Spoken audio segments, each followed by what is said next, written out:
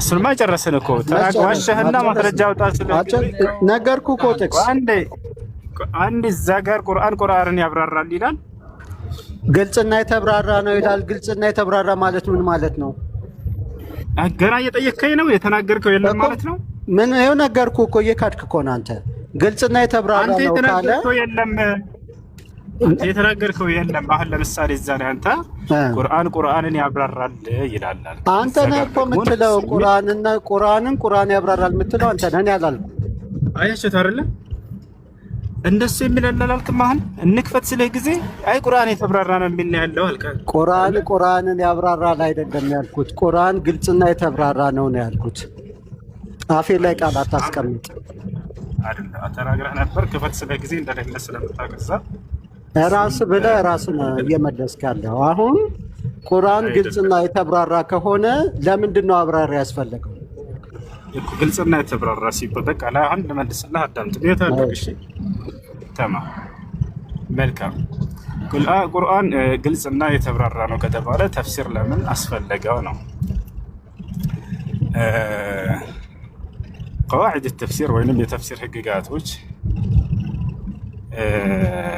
አራት ናቸው። አንደኛ القرآن يفسر بالقرآن القرآن يفسر بالسنة ሁለተኛ القرآن يفسر بأقوال العلماء ቁርአንን ያብራራል ወይ? አዎ ቁርአንን ያብራራል ነው። ቁርአንን ያብራራል ከሌላ ከየት ቁርአንን ያብራራል ሲባል ጊዜ አላህ ሱብሓነሁ ወተዓላ ቁርአን ግን በዚያ በቁርአን ውስጥ አስቀምጦልናል። የመጀመሪያው ምንድን ነው?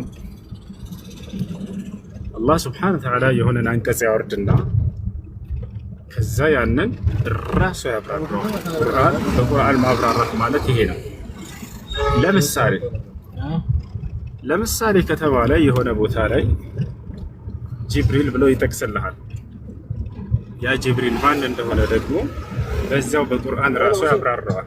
ያ የቁርአን አንቀጽ ጅብሪል ተብሎ የተገለጸበት ጅብሪል ማን እንደሆነ በሌላ ቦታ ሲገልጽና ሲያብራራው ጊዜ በቁርአን ማብራራት ማለት ይሄ ነው። ያ ማለት የሆነ ቦታ ጥቅላዊ ንግግር ይነግርህና ቁርአን በሌላ ቦታ ደግሞ ያን ጥቅላዊ አድርጎ የገለጸውን ያብራራዋል። ይሄ በቁርአን መብራራት ማለት አንደኛው ይሄ ነው። ለምሳሌ ስለ ጅብሪል ሲናገር ምን ይላል? قل من كان عدوا لجبريل فإنه نزله على قلبك ይላል። ጅብሪል እያለ ጠቅሰውና እዚያ ቦታ ላይ ማን እንደሆነ ደግሞ ሌላ ቦታ ላይ እርሱ ያ ጅብሪል አለይሂ ሰላም ጅብሪል ማለት እንዲህ ነው እያለ ይገልጸዋል። ተዛቻለ አይደል? ቁርአን ለምሳሌ ቁርአንን ያወረደው እርሱ ነው እያለ ይናገራል። ሌላም የእርሱን ማንነት ይገልጻቸዋል። ይሄ ቁርአን በቁርአን በተርጉም ይባላል። ሁለተኛው ቁርአን يفسر بالحديث እዛው ቁርአን ላይ አላህ ሱብሓነሁ ወተዓላ ምን ይላል? መልእክተኛው የሚያመጣላችሁን ተከተሉ እያለ አላህ ሱብሓነሁ ወተዓላ ያዘናል። ያ ነው። አሁን የእሱ ግን የልጁ ጥያቄ ምንድነው? በተፍሲር ለምን ይተረጎማል ታዲያ ነው ጥያቄ። ገብታችኋል? ተፍሲር ማለት የሊቃውንቶች ትንታኔ ማለት ነው። ወራቤን የለም ገብታችኋል? የዑለሞች ትንታኔ እሺ። ታዲያ ይሄንን ያዛል ወይ ቁርአን ከተባለ አዎ ማስረጃ ፈስአሉ አህለ ዚክር ኢን ኩንቱም ላ ተዕለሙን። ቁርአን ራሱ ሲናገር የማታውቁ ብትሆኑ የእውቀት ባለቤቶችን ሂዳችሁ ጠይቁ ይላል። የእውቀት ባለቤቶች። ስለዚህ ቁርአንን የመተንተን ስልጣን ራሱ ቁርአን አላህ ሱብሓነሁ ወተዓላ ሰጥቷቸዋል ማለት ነው። ስለዚህ ተፍሲር ለዚህ ነው ከቁርአን ትንታኔ መካከል ወይም ከቁርአን ማብራሪያዎች መካከል አንዱ ስለሆነ አላህ ሱብሓነሁ ወተዓላ ራሱ በቁርአን ላይ ወላሂ ወስኪ ያንን ስለተናገረ ነው። አሁን በቀጥታ ትችላለህ። አይ ያመጣው ማስረጃ አድርገህ ያመጣው ለሁለተኛው ተፍሲር ያስፈልጋል ብለህ ያመጣው ሱራ 10:94 ሱራ 10:94ን ከአንተ በፊት መጽሐፉን የሚያነቡትን ሰዎች ጠይቅ ነው የሚለው። እሱ ደግሞ ለአንተ ማስረጃ ሊሆን አይችልም። ቆይ ሱራ 10:94 ነው ያመጣው ማስረጃ እያለ ነው። እና ከፍተህ አሳየን እንደሱ የሚለውን ሂድ እሱን ያመጣኸው ጥቅሱን ንገረኝ። አንተ የተናገርከውን ጥቅስ የማታውቁ ብትሆኑ የእውቀት ባለቤቶችን ጠይቁ ነው የሚለው። የት ነው ያለው? ይሄ ለአንተ በወረደልህ ጥቅስ በአንተ በወረደልህ ላይ የምትጠራጠር ከሆነ ከአንተ በፊት የሚያነቡትን መጽሐፍ እሱን አላልኩም። እሱ የት እንዳላቃለሁኝ እሱን አላልኩም። እሺ ያልከውን ንገረኝ። ጥቅሱን አያችሁት? እንደገና እየጠየቀኝ ነው አሁን የት እንዳለ። ጥቅሱን ተናገር። ጥቅስ እኮ አልተናገርክም አንተ ያልከው ተናግሬያለሁኝ። ያው የማታውቁ ብትሆኑ የእውቀት ባለቤቶችን ጠይቁ ብሏል እኮ። አሁን ተናገር። አያችሁ? ለምን በማታውቀው ነገር ለምን ትናገራለህ? አሁን ተናገር። ያለ ቁጥር ነው ያለ ማስረጃ ነው። ናምየት አድርገህ ተመርና እንደሚያውቅ ሰው እሱ የተናገረው ሱራ 10:94 ነው አለ። ምክንያቱም ሁሉ የሚሰጣቸው ምንድነው ምንድነው በጥርጣሬ ውስጥ ብትሆን ከአንተ በፊት መጽሐፍ የሚያነቡትን ጠይቅ የምትል አንቀጽ አለች። ያችን ለማለት ፈልገህ ነው አለ። ላኔ ያንን አይደለም። ፈስአሉ አህለ ዚክሪ ኢን ኩንቱም ላ ተዕለሙን የሚለው ፈስአሉ ጠይቁ ማለት ነው። አህለ ዚክሪ እውቀት ባለቤቶችን ኢን ኩንቱም ላ ተዕለሙን። ጥቅሱን ተናገር። ጥቅሱ ምን ላይ ነው? ለምን አንዴ ቤት አድርገህ ሱረቱል አንቢያ ላይ አይ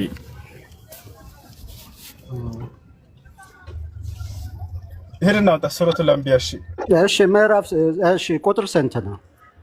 ወላውጣለህ። እሺ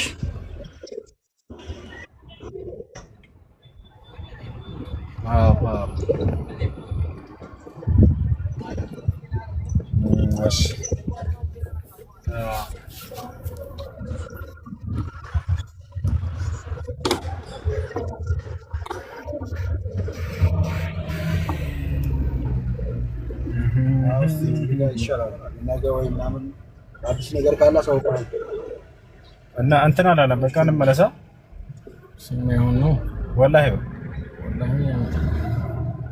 አይነት መንገድ ከሆነ ለሊት ነው ወጣው። በጣም በሰላም ነገር ነው። ጉዞ ቦታ ነው ቢሆንም ገብቷል። ቀስ እያልክ ለመሄድ ቃና ደስ የሚለው። እሺ አና ወልዛ ማመሸምሻ ወሳ ገርታ ያው እና እዚህ ጋር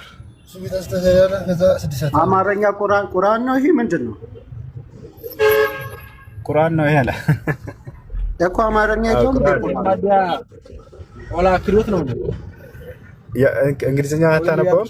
አማርኛውን ነው። አማርኛውን ቁርአን ያሳይ።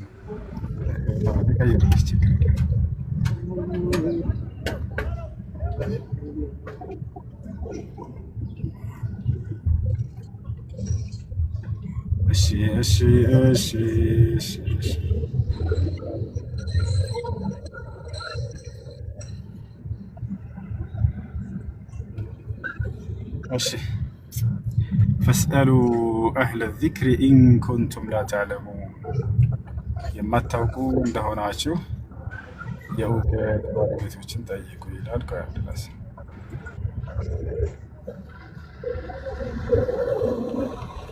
ይህንን ግን ያመጣው ተፍሲር አይደለም። ተፍሲር ያስፈልጋል ለሚል ነው። እና አዳምጥ። ያውና ያመጣል። ይሄ ነው። አንብብ። ያው 43 ምን ይላል? እሺ ከአንተም በፊት ይላል። ይሄን 43 ነው አይደለ?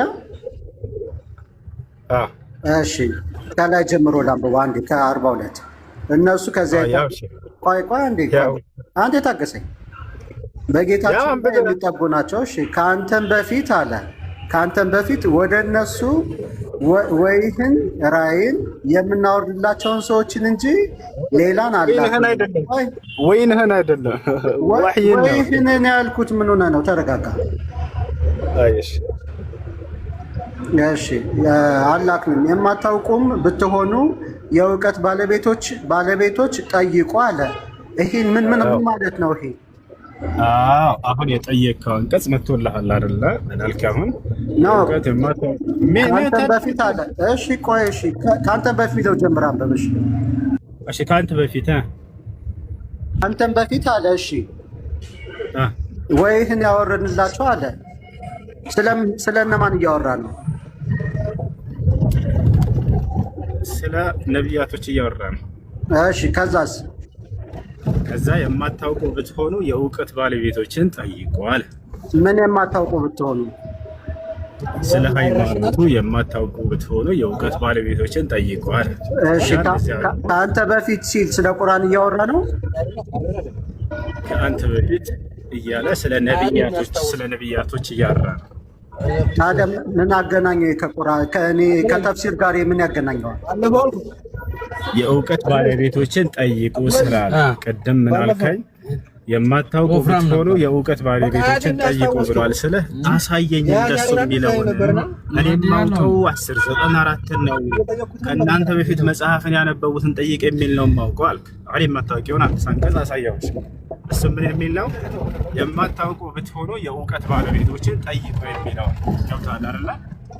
ያ ነው። ስለዚህ የማናውቅ ብንሆን ስለዚህ ስለ ቁርአን ግንዛቤ ከሌለው አንድ ሰው ሄዶ ዑለሞችን እንዲጠይቅ ያ ማለት የዑለሞችን ትንታኔ እንዲይዝ ራሱ ቁርአን አብራርቶታል ነው። ገብቶሃል? እሺ እዚህ ጋር እየተናገረ ያለው ግን ምንድን ነው እየተናገረ ያለው? ከቁርአን በፊት ስላለውም ነገር እያወራ ነው አይደለም? አይደል? ስለ ነብያቶች ነው እያወራ ያለው። ከአንተ በፊት መልእክተኛን አላክንም እያለ ስለ መልእክተኞች ወንዶች ቢሆን እንጂ አላክናቸውም እያለ ነው። ያ ማለት ሴቶች እንዳልሆኑ እና ወንዶች እንደሆኑ ሲላኩ የነበሩት እየገለጸ እንጂ ስለ መጽሐፍቶች አይደለም እኮ። ስለ መጽሐፍቶች ካልሆነ ለአንተ እኮ ነው ችግር የሚሆነው። ስለ መጽሐፍቶች ካልሆነ አንተ ደግሞ ማስረጃ ብለህ እያመጣህ ያለኸው ስለ ተፍሲር ነው። ስለ ተፍሲር እኔ የጠየኩት ተፍሲር ነው። ከአንተ በፊት የሚለው ስለምንድን ነው ላልከው ጥያቄ ነው። ከአንተ በፊት የሚለው እዛ ቃሉ ላይ ወንዶች እንጂ ብሎ አስቀምጦታል። ገብቶሃል አይደል? ሲላኩ የነበሩት ወንዶች መልእክተኞች ናቸው። ከዚያ ምን አለ?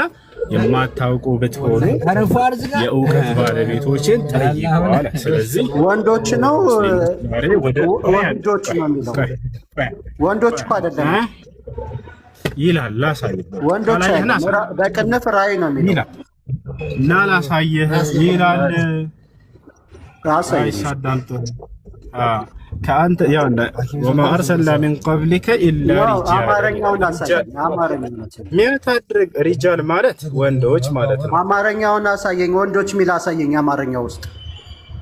ቆይ አንዴ አዳምጥሽ፣ ተረጋጋ። ያውና ወማ አርሰልና ሚን ቀብሊከ ኢላ ሪጃለን ከአንተ በፊት አላክንም ወንዶችን እንጂ ይላል። ሪጃል ማለት ወንዶች። እስኪ አማርኛው ላይ ወንዶችን አሳየኝ። እንዴ አትረብሽ። በፈጣሪ ስም አያዳምጥም እንዴ? ምን ማለት ነው? በእንግሊዝኛ በለው ወንድ ማለት አይደለም። አንድ ማን መሀይም የሆኑ ክርስቲያኖች ያውቁታል። ሪጃል ማለት ወንዶች ማለት ነው። ረጁል ማለት ወንድ ነው። ሪጃል ማለት ደግሞ ወንዶች ማለት ነው። አሁን እሱ ጋር ትኩረት ማድረግ የፈለገው እንደሆነ ታውቃላችሁ። ምክንያቱም መልሱን አግኝቶታል። የፈለገው ጥያቄው የሊቃውንቶችን ማን ነው የማታውቁ ብትሆኑ የእውቀት ባለቤቶችን ጠይቀው የሚለውን አሳየኝ ብሎ ነበር የመጣው። እዚህ ጋር አግኝቶታል ቃል በቃል። ይሄን ትጉት ታደረገና እዚች ጋር እንትን እያለ ነው። ምን ይላል አላህ ሱብሓነሁ አንድ አዳምጥ። እሺ አላህ ምን አለ? ወማ አርሰልና ሚን ቀብሊከ ኢላ ሪጃለን ከአንተ በፊት አላክንም ወንዶችን ቢሆን እንጂ ኑሒ ኢለይህም ወደ እነርሱም ራእይን የምናወርድላቸው ብንሆን እንጂ ያለ አላህ ተናገረ። ከዚያም በኋላ ፈስአሉ አህለ ዚክሪ ኢን ኩንቱም ላ ተዕለሙን የማታውቁ ብትሆኑ አብከር ወላይ ቆሰቆስኩት የማታውቁ ብትሆኑ የእውቀት ባለቤቶችን ጠይቁ እያለ ይናገራል። ያ ነው እዚህ ቦታ ላይ ወንዶች የሚለውን ነው የፈለገው። አንድ ወንዶች የሚለውን አላህ ሱብሃነ ማን የአማርኛ ተፍሲር ላይ ሰዎች ብለው ተርጉመውታል። ችግር የለውም ሰው ወንድም ሰው ስለሆነ ማለት ነው። ገብቶሃል አይደል? ስለዚህ ከእናንተ በፊት ወደ እነሱ ወህይን ወይንም ራእይን የምናወርድላቸው ሰዎችን እንጂ ሌላን አላክንም። ችግር የለውም። እሱ አሁን ሰው የሚለው ወንድን ያጠቃልላል። እሱ ሳይሆን አሁን እዚህ ቦታ ላይ የመጣ ነው የማታውቁ ብትሆኑ የእውቀት ባለቤቶችን ጠይቋቸው ብሎ አላህ ሊቃውንቶችን ወይንም ተፍሲሮችን ሂደን እንድናይ በዚህ አንቀጽ ላይ እርሱ ስላዘዘን ነው ሂደን ተፍሲርን ማብራሪያን የምናየው ነው መልሱ። አይ እሺ አሁን የኔ ጥፋት ወንዶች የሚል የለም አልኩኝ። የኔ ጥፋት ምንድን ነው? አለ ወንዶች የሚል አዎ አለ። እሱን ወንዶች የሚል አማርኛው ላይ አለ። እስኪ ቆይ አዳምጥ። ጥያቄ ምን ነበር መጀመሪያ ስትገባ? አይደለም የማታውቁ ብትሆኑ የእውቀት ባለቤቶችን ጠይቁ የሚለውን አሳየኝ ብለህ ነበር። ቆይ አዳምጥ። የማታውቁ ብትሆኑ የእውቀት ባለቤቶችን ጠይቋቸው የሚለውን አሳየኝ ብለህ ነበር አይደል? እኮ ወንዶች ሚል የለም አልኩ እኔ። ውሸታም ነኝ አንተ ነው ውሸታም። የማታውቁ ብትሆኑ የእውቀት ባለቤቶችን ጠይቋቸው የሚለውን አሳየኝ ብለህ ነበር ወይ? ወንዶች ሚል አለ አልክ፣ የለም አልኩ። ማን ነው ውሸት ነው? ወላሂ እኮ ነው የሚደርቀው። ምክንያቱም መልሱ ላይ አግኝተውታል። ቅድም ምን ሲል ነበር ሰምታችሁት ከሆነ በቁርአን ላይ ያለው 1094 እሱ ደግሞ የሚለው የማታውቁ ከሆናችሁ ብትጠራጠር ተጠይቅ ነው የሚለው ያለው አለ። አይ እንደሱ ሳይሆን የማታውቁ ብትሆኑ የእውቀት ባለቤቶችን ጠይቁ የሚል አለ አልኩት። አሳየኝ እሱን የሚለውን አለ። የለም አለ። አሳየሁት። ሳሳየው ጊዜ ወንዶች ናቸው ወንዶች አይደሉም የሚለው ላይ እንደገና እንትን እያለ ነው። ሰዎች ብሎ በአማርኛ ተርጉመውታል። ሰው የሚለው ደግሞ ወንድንም ያጠቃልላል። ገብቶሃል አይደለ? ስለዚህ አረበኛው ላይ ሄደን ስናየው ጊዜ ወንድ የሚል ነው ያለው። ችግር የለውም ሰው ብሎ ቢተረጎም። ገብቶሃል? ሰው ያለበት እንደዚህ ተፍሲሩ ላይ ከምን አንጻር ነው ከተባለ ጅኖች እንዳልሆኑ ለመግለጽ ነው፣ ሰዎች ናቸው የሚለውን ነው። ነገር ግን አረበኛውን ሄደህ ካያችሁ ሪጃል ወይንም ረጁል የሚል ቃል ነገር ረጁል ለአንድ ሲሆን ሪጃል ወንዶች ማለት ነው። ይሄን ይመስላል። ይሄን ያክል ራሳችሁን ዝግ አታድርጉ። ወላሂ ላዚም የጠየቀው መልስ ስላገኘው ነው አውቆ በዛ ነው ማለት ትኩረት ማድረግ ይፈልጋል። እሺ ለማንኛውም ናሆም ሰላም ነው፣ እንዴት ነህ? አይ እየተከተለን ወጣና እና ተመለሰ። በቃ እንመለስ። ሲያማ አንተ ሰው አይ አይ አይ አሞቀ ባላ ሀላባ ልንሄድ ነበር ተመለስን። በቃ መንገዱ በጣም የተዘጋጋ ነው። እንደገና ደግሞ ፒስታ ነው። አቡከርን ተመለስ በለው። በቃ ተመለስ። ያው ቤት አልገባ والله بقى رجعنا الى البيت. ኧረ በፈጣሪ ኧረ በአላህ ላቡ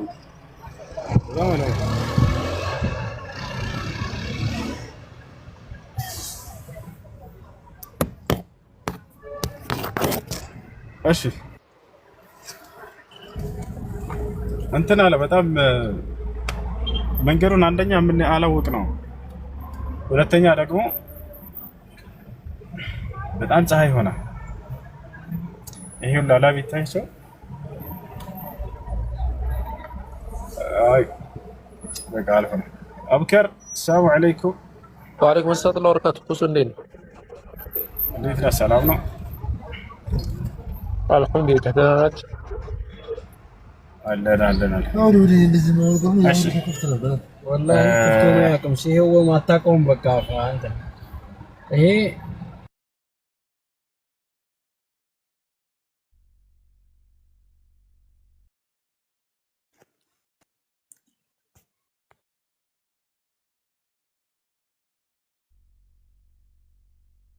ኑረዲን አሁን አንድ ሻጅ ታገኛለህ። ወላሂ ላዚም ዘይራ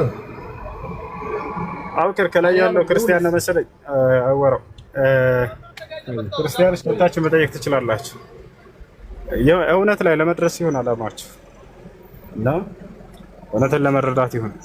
ሰላም እሺ፣ ሰላም እንዴት ናችሁ? ይሰማል? ሰላም ነው አለን። ቀጥሉ። አይ እንዴት ነው? ሰላም ነው አለን ይመስገን። ሰላም ነው ሁሉ ሰላም። መልካም። ጥያቄ ነበረኝ። ጥያቄ ምን መሰለህ? እሺ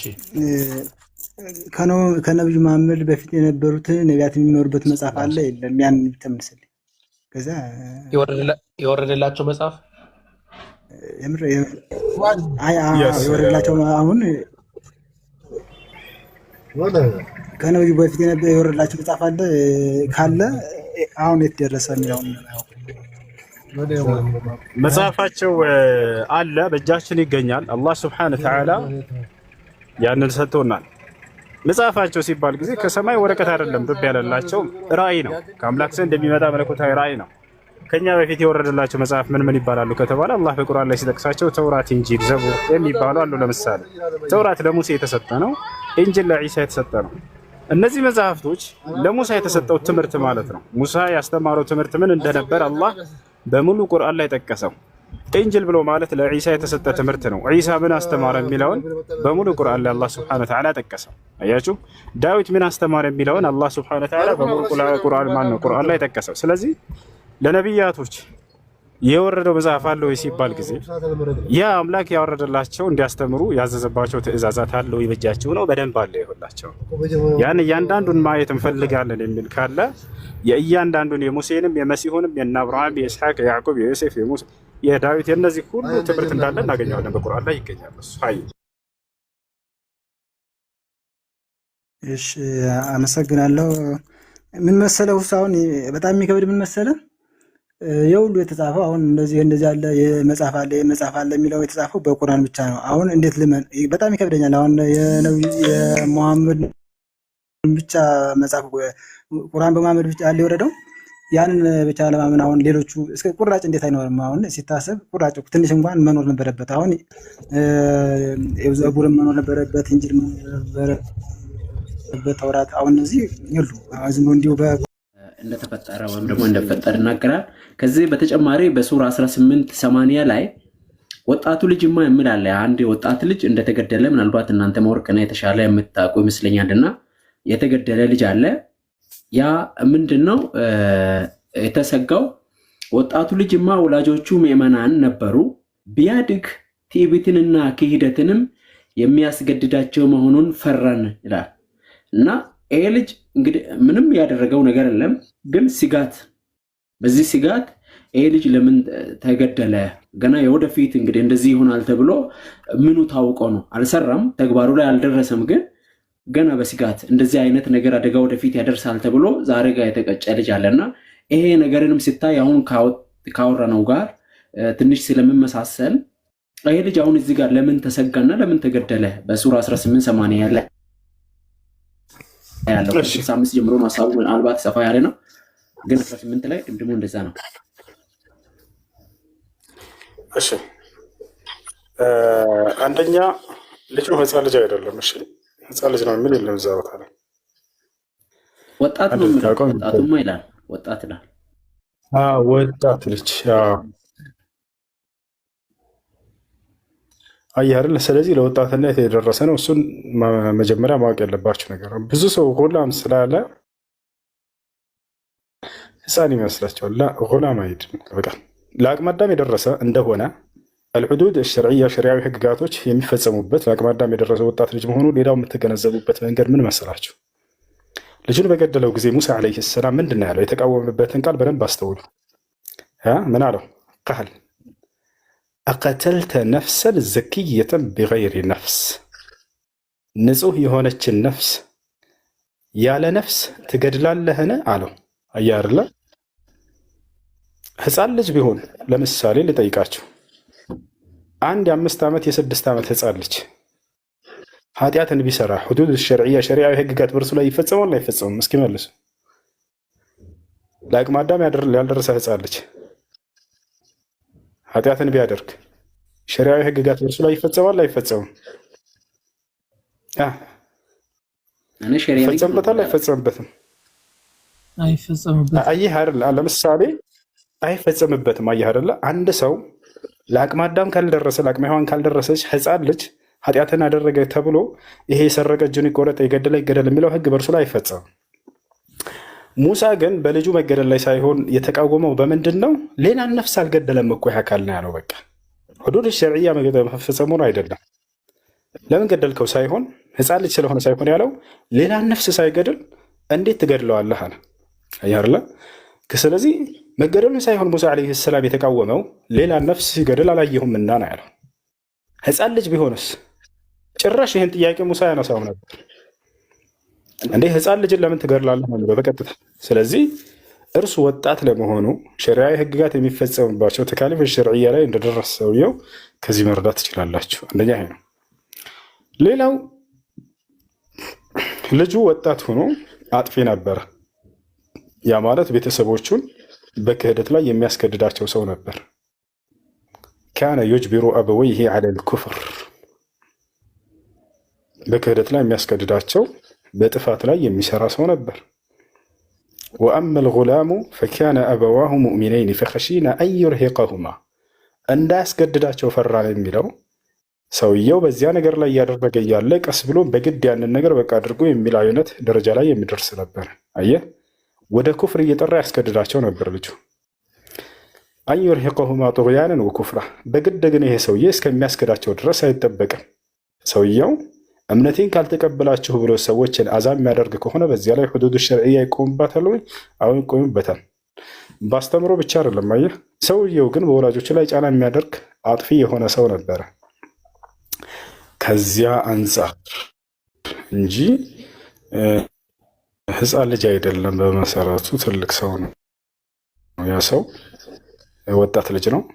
በዚያ ላይ በክህደት ላይ አዛ የሚያደርጋቸው የሆነ ሰው ነበር። አስገድዶ በግድ እስኪያስቀብላቸው ድረስ አላህ ሱብሓነሁ ወተዓላ አልጠበቀው ያ እና ስለዚህ ከዚያ አንጻር ነው። አይ አንድ ሰው ወደ ክህደት በመጣራቱ ብቻ የሚገደል አይደለም። እዛ ቦታ ጋር ትንሽ እንድታጠራልኝ ሀሳቡ ምን ይላል? ወጣቱ ልጅማ ወላጆቹ ምዕመናን ነበሩ። ቢያድግ ነው የምለው። ቢያድግ እንግዲህ ጀስት ተግባሩን አልጀመረም። ቢያድግ ወደፊት ስጋት እንጂ በሰዓቱ ውስጥ ቤተሰቦቹን እያስገደደ ነው የሚል ሀሳብ የለውም። ትዕቢትንና ክህደትንም የሚያስገድዳቸውም መሆኑን ፈራን። ስጋት ነው። ጀስት ወደፊት ሊያደርግ ይችላል ተብሎ ነው እንጂ በሰዓቱ ወጣቱ ገና ቢያድግ ያለ ነው። ጨርሶ ያደገም አይደለም። ቤተሰቡ ላይ ተጽዕኖ ማሳደርም መጀመሪያ አይደለም። ግን ስጋት ማስገደዱን እኮ እንደሱ ያለ ማስገደዱን እኮ ነው። ማስገደዱን አስመርበት እንጂ እሱን አትርሳ። ገብተዋል። ማስገደዱ ደረጃ እስኪደርስ አልተጠበቀም እንጂ ልጁ ወደ ክህደት እየተጣራ እዛ የሚያደርግ ነበር ቤተሰቦችን። እንደዚያ ከሆነ ሰውየው ደግሞ ሰዎችን ወደ ክህደት በመጣራቱ አዛ የሚያደርጋቸው ከሆነ እምነቱ በዚያ ነገር ላይ አስገድዶ ተቀበሉ ብሎ ግድ እስኪያስጠምቃቸው ድረስ ምናምን አይጠበቅም። ይሄ ሰው ነው። ነገር ግን በዚያ ነገር ላይ ይጠራቸዋል ወደ ክህደቱ ሰውየው። ገብተዋል። ጉልበት እስኪጠቀም ድረስ አልጠበቀውም። አላህ ሱብሓነሁ ወተዓላ ኸድር አልጠበቀውም። ያን ነው እንጂ አስገድዶ እስከዚያ እስካደርግ ድረስ እንጂ ሰውየው ገና የተፈራለት ነገር የተባለው ማስገደዱን እንጂ በዚያ ነገር ላይ ቤተሰቦቹን መጎትኮቱን አይደለም። እሺ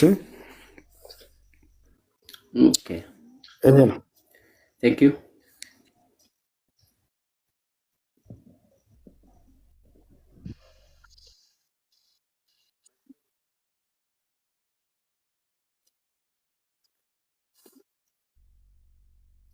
ልጠይቀኝ ነው?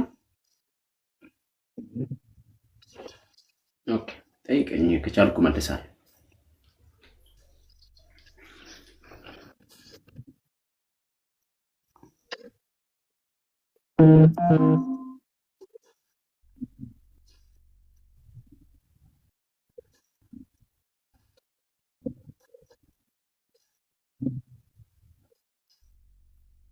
ማለት ግልጽ አድርግልኝ እስኪ።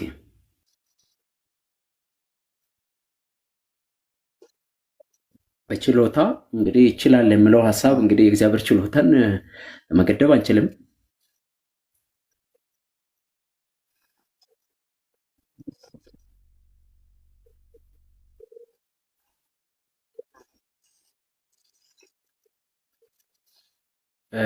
ምናልባት የሰዎቹ ባህሪ ምን አይነት እንደሆነ እሱ ነው የማውቀው። ኖርማሊ ልባቸው እንዲጸናም ለቃሉ ክፍት እንደሆንም ስለሚያውቅ ምናልባት ከሰዎቹ አንጻር ሊሆን ይችላል። ሰዎቹ ትዕቢተኞች፣ እግዚአብሔርን የማይሰሙ አመፀኞች ከሆኑ ኦኬ ክንዱን እንዲያዩ ሊያደርጋቸው ይችላል።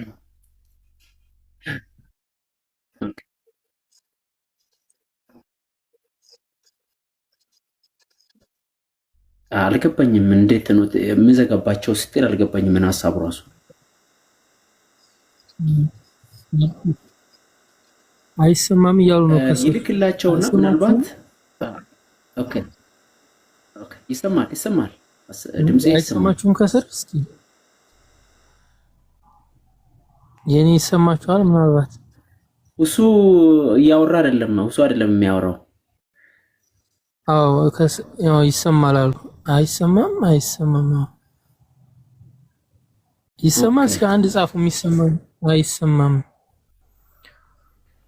ሁሱን አይሰማም እያሉ ነው። ሁሱ እያወራ አይደለም። እስኪ ሚውት አንሳ። እስኪ ኡስታዝ እስኪ አንድ ያናግራችሁ። ምናልባት አንተ ከተሰማ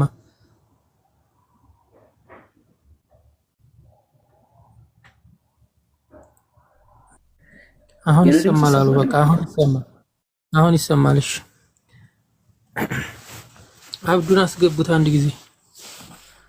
አንድ ነገር ልንገራችሁ በዚሁ አጋጣሚ ማለት ነው። ቤቴ ዘግቶብኛል። ኮፒ ሊንክ አድርጉልኝ ሂዳችሁ ከተመቻችሁ ማለት ነው። እሺ ያላህ ነይታችሁ አድርጉልኝ ኮፒ ሊንክ። መርሐባ ይሰማችኋል? የኔ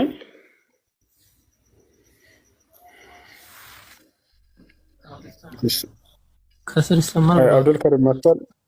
ቀጥል አብዱል ከሪም።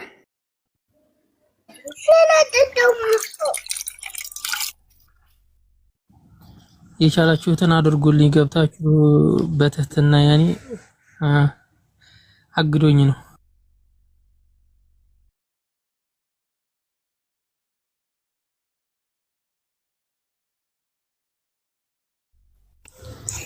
አብዱ መታል ይሰማል ወንድም? የኔ አሁን ይሰማል? የኔ የሚሰማ ከሆነ እስቲ ያነሳሁትን ነገር እንትን ልበል። መስፈን አለካ ይሰማል? መስፈን ይሰማኛል። አንተ ድምጽ ይሰማኛል? አዎ። ለምሳሌ ኦሪት ዘጸአት ምዕራፍ 7 ቁጥር 1 ላይ እግዚአብሔር ሙሴ እንዲህ አለው፣ እኔ ለፈርዖን አምላክ አድርጌሃለሁ አለና ወንድም አሮን ነብይ ይሆንልሃል ብሎ ከዛ ያዘዝኩን ነገር ትነግረዋለህ ብሎታል አይደል? ሊልከው ነው ወደ ፈርዖን። ያ አዎ። ከመላኩ በፊት አስቀድሞ የፈርዖን ልብ ዘግቶበታል። ኦኬ።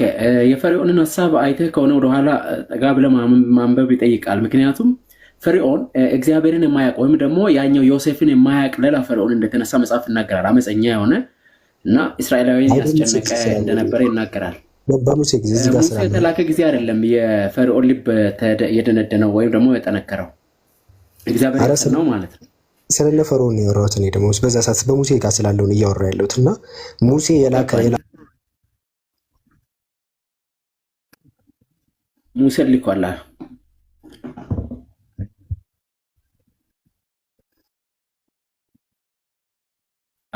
ማለት ራሱ ፈርዖን ነው ልቡን ያጸናው። አልሰማ ብሏል ማለት ከባህሩ ተነስቶ ነው እግዚአብሔር እንዲያጸና ያደረገው። እግዚአብሔርን አላምን ብሎ ነው። አላምን ብሎ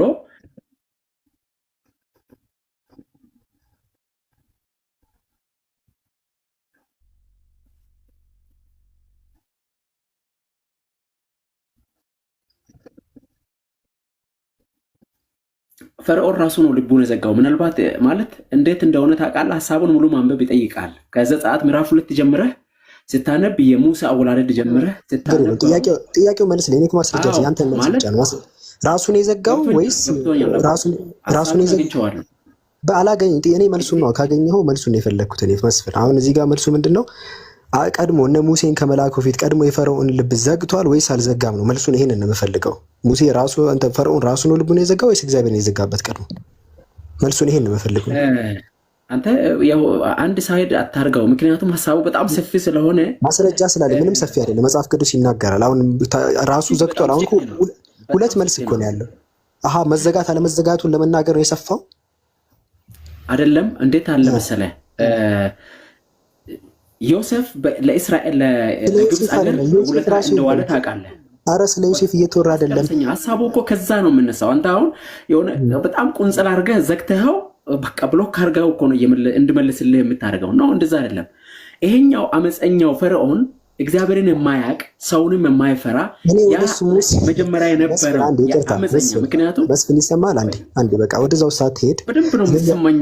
በደንብ ያልኩ እየተሰማኝ ነው። ወይ በቃ የጠየቅኩህ ነው። ኦሪት ዘጸአት ምዕራፍ 7 እኔ ቋጭር ጥያቄ ጠየቅኩህ። ኦሪት ዘጸአት ምዕራፍ 7 ቁጥር 1 ላይ እግዚአብሔር ሙሴን አንድ ያለው ምን ይላል? እኔ ለፈርዖን አምላክ አድርጌያለሁ፣ ወንድማ አሮን ነብይ ይሆንልሃል፣ ያዘዝኩትን ነገር አንተ ትነግረዋለህ አለ። ሙሴንና አሮንን ወደ ላከበት ፈርዖን ነው የማወራው። በቃ ሌላ ውስጥ አትግባ። ሙሴና አሮን ወደ ፈርዖን ያስገባል። አንተ አሁን ቁንጽል ሐሳብ አድርገህ እንዴት ትጠይቀኛለህ? አንድ መልሱ ከሌለ መልስ የለም ማለት ይቻላል። አንዴ ተረጋጋ። ልኳቸዋል ወይስ አላካቸውም? አሁን እግዚአብሔር ከመላኩ በፊት ለምን ላከ? ሲጀመር ለምን ላከ? ለምን አይኖሩም ሰዎቹ? ለምን ኖርማል አይኖሩም? እስራኤላውያን በዛው በግብጽ አገር ለምን አይኖሩም የሚለውን ጥያቄ መመለስ አለብህ። ይሄን ነገር ከመጠየቅ በፊት ማለት ነው።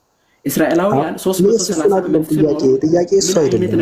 እሱ በቃ አንዴ መስፍን ተረጋጋ። ተወው በቃ አልጠየቅም። ለማንኛውም ላስረዳ። አስቀድሞ አጽንቶባቸዋል። ኦሪት ዘጸአት ምዕራፍ አንተ መመለስ ስላልፈለክ ነው ችግር የለውም። ኦሪት ዘጸአት ምዕራፍ 14 ቁጥር 4 ላይ እኔም የፈርዖንን ልብ አጸናለሁ እሱም ያባራቸዋል አለ። ያጀማ አስቀድሞ ማለት ነው። ይሄ አምላክ አሮንንና ሙሴን ከመላኩ በፊት አስቡት። ከመላኩ በፊት አስቀድሞ የፈርዖንን ልብ ዘግቶበታል።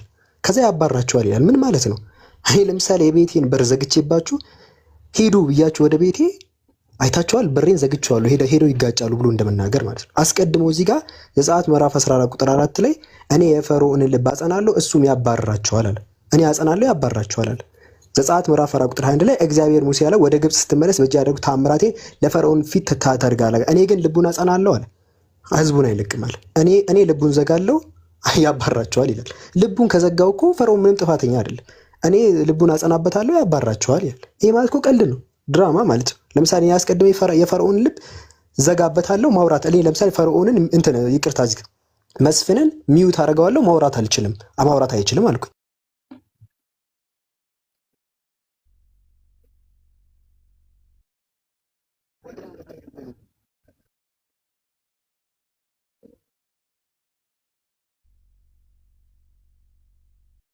ትልቅ ከባድ ስህተት ነው፣ የመጨረሻ ትልቅ ስህተት ነውና ይሄን ያለው መስፍን ሌላ ጥያቄ ካለ ጠይቅ። እስልምና ላይ ሁሱ መቀጠል ይችላል። እኔ ትንሽ እዛ ቦታ ጋር እንትን የሆነ አልመለስክም አልክ እኮ የምና ሐሳቡ እንዴት ለመሰለ ዘጸአት ምዕራፍ 1 ጀምረህ ስታነብ የወንድ ልጅ ሁሉ እንዲገደል አይታል።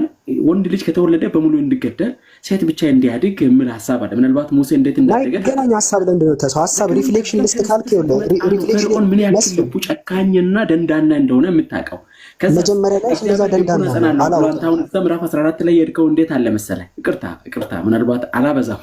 ለምን መሰለ ልቡ እዛ ማዶ ጋር ነው። መጀመሪያው ነው የደነደነ ስለነበር መስፍን አንደኛው ብቻ መጀመሪያው ተአምራት ብቻ እጅ ቢሰጥ ኖሮ መስፍን ተአምራቶች አናይም ነበር።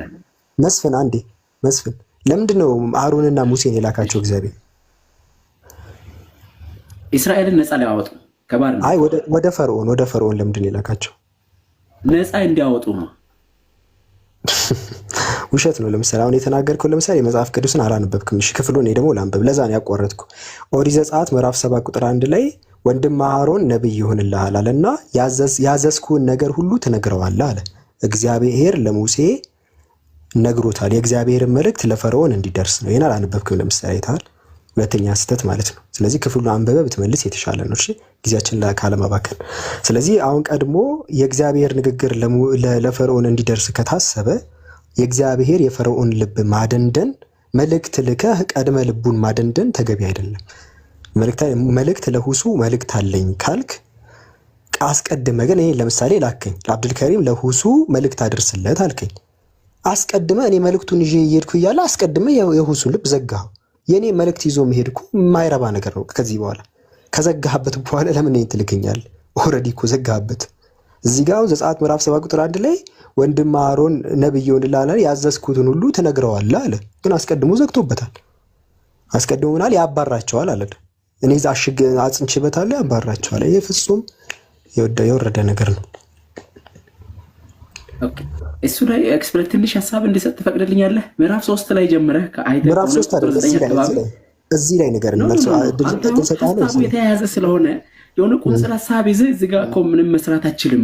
አቡከርም አሁን አይተሃል። እዚህ ጋር ትንሽ አሳጠርከው እንጂ ከመነሻው ጀምረህ ካየው ሐሳቡ የተያያዘ ስለሆነ ሙሴ መልእክቱ ራሱ አላላኩ የእስራኤልን ሕዝብ ጩኸት ሰምቻለሁ አለ እግዚአብሔር። ምን ሆነው ነው የጮኸቱኝ? ሰዎች ጮኸዋል፣ የሆነ ተጨቁነዋል፣ ወንድ ልጅ የተገደለባቸው ነው። እንደዛ አይነት ስቃይ ውስጥ ስለነበሩ ሙሴና አሮን ነፃ እንዲያወጡ ያገለግለኝ ዘንድ ሕዝብን ልቀቅ። ይሄ ነው መልእክቱ። ምናልባት አይተው ከሆነ አንተ አላነበብክም ምናምን ያልከኝ በደንብ አድርጌ ነው የማነበው እኮ እግዚአብሔር አሁን ጀምረህ ስታነብ ዳርና ዳር ወደ ላይ መልስ ነው የፈለግቻለሁ ነው ያለው እግዚአብሔር።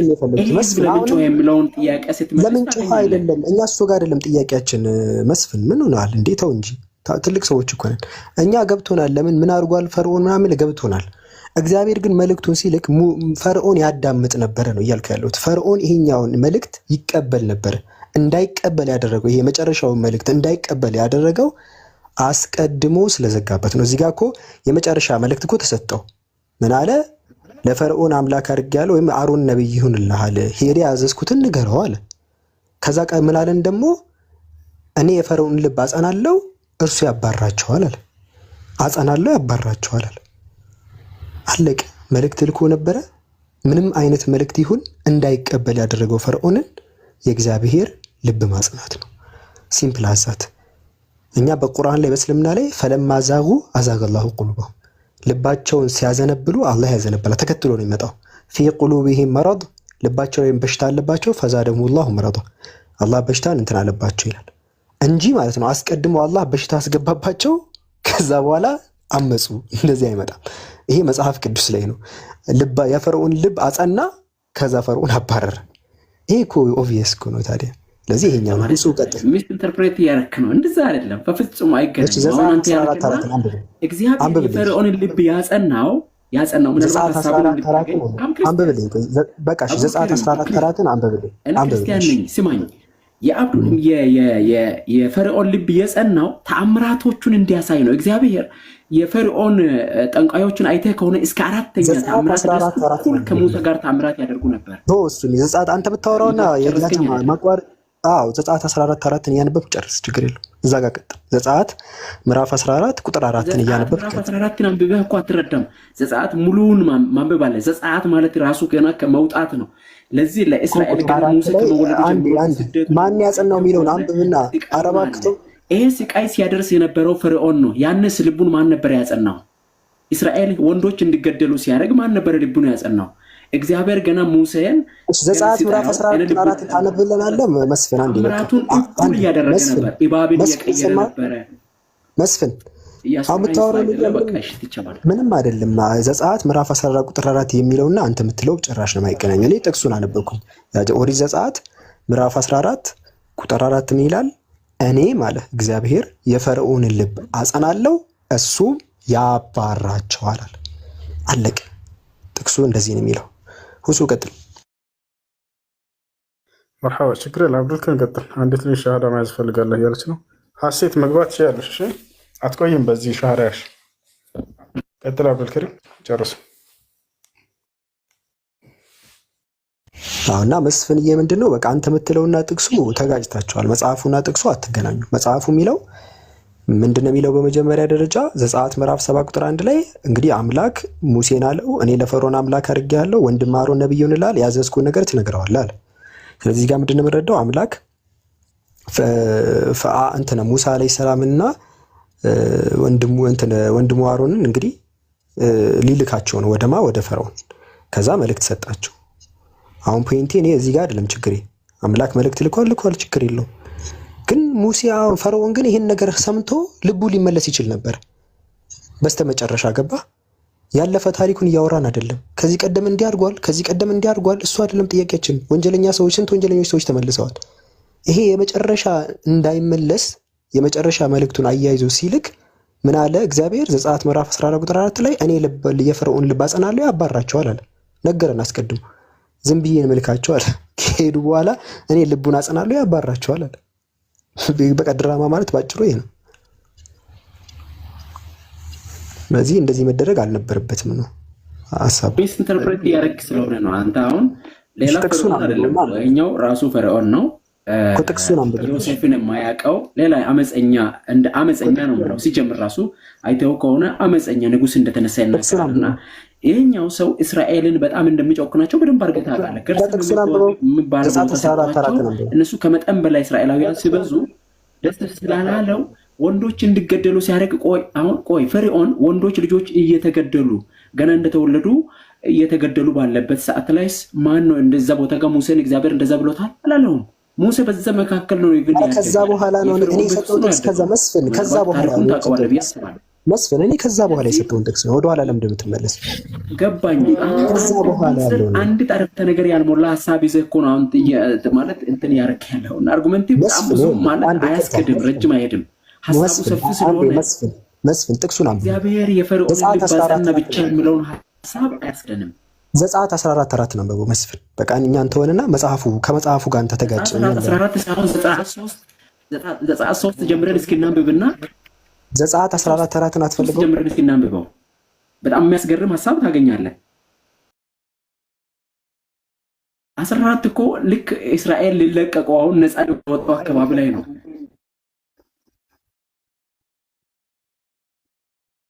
የላከበት ምክንያቱ ምዕራፍ 3 ነው ይላል። ምዕራፍ 3 ቁጥር 9 ላይ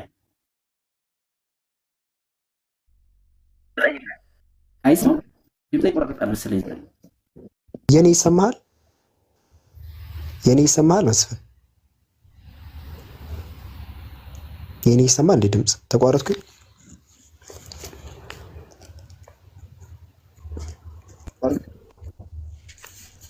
ይሰማል። ሰዎች ምናልባት ከስር ያላችሁ እስኪ በጽሁፍ አሳውቁ። ትንሽ የተቆራረጠ ነው ድምጽ የሚደርሰኝ። ይኸውልህ መስፍን የኔ ይሰማሃል አሁን? ይሰማሃል? አሁን ቆንጆ አሪፍ። ይኸውልህ መስፍን ፈርዖን ከዚህ በፊት ልጆችን ይገል ነበር ብለህ አትንገር። እናውቃለን።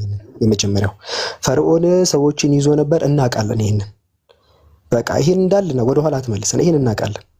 በቃ ዝም ብለህ እዚህ ጋር አትድከም። ፈርዖን እንዲያረግ ነበር፣ ፈርዖን እንዲያረግ ነበር፣ ፈርዖን እናውቃለን። አትንገረን እሱን። እኛ ከዛ በኋላ እግዚአብሔር ምን አረገ? ከዚህ በኋላ ነው። ከዚህ በኋላ እኔ ነኝ እየዘገየ የሚደርሳችሁ።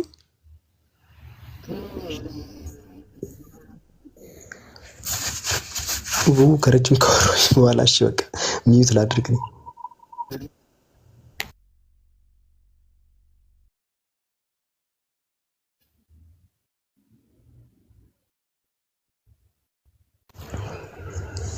ሁሱ ካለ ቀጥል። የኔ በቃ እየተሰማቸው አይመስልኝም።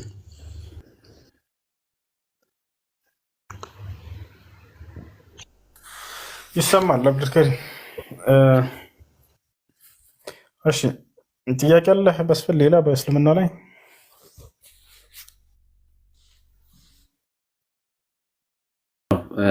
ያው የጠየኩትን ሀሳቦች መልስ ያለኛል።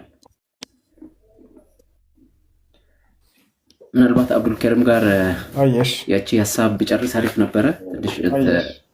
እሺ ይሰማል መስፍን? አለ ይሰማል? አመሰግናለሁ። እሱ ይሰማኛል? አዎ ይሰማል። ይኸውልህ መስፍን፣ ይኸውልህ አሁን በጣም ምንም እኮ ያለቀ ጉዳይ ነው። አንተ ነው መጨረስ ያልፈለግህ። ይኸውልህ ሶስት ነገር ደጋግማ አትንገር። የመጀመሪያው ፈርዖን ሰው ሕፃናት ይገል ነበር አትበልን። አዎ ይገል ነበር እናውቃለን።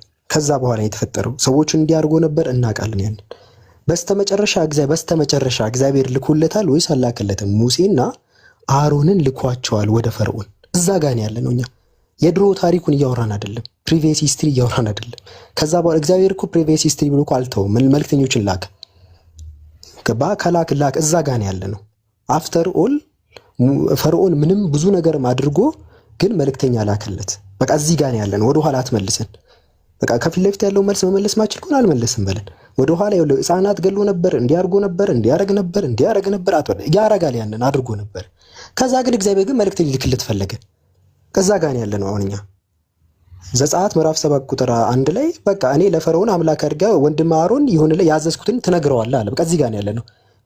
አፍተር ኦል ይሄኛውን ነገር ካደረገ በኋላ ፈርዖን አምላክ መልእክተኞችን ወደ ፈርዖን ልኳል። እዚህ ጋር ያለ ነው። ከዛ በኋላ ግን ከላከ በኋላ አስቀድሞ የፈርዖን ልብ አጻና፣ ቀድሞ ዘጋበት። ከዛ ያባራቸዋል አለ ሙሴ። አምላክ ቀድሞ እንደተናገረ ሄዱ፣ አባረራቸው። ዛት ሴት እኔ እዚህ ጋር ያለሁት እዚህ ጋር መልስልኝ አንተ። እዚህ ጋር አሁን ሕፃናት ገሏል ምናምን እንዳትለኝ። እዚህ ከዛ በኋላ የተፈጠረ ታሪክ ነው እየነገርኩ ያለሁት መስፍን።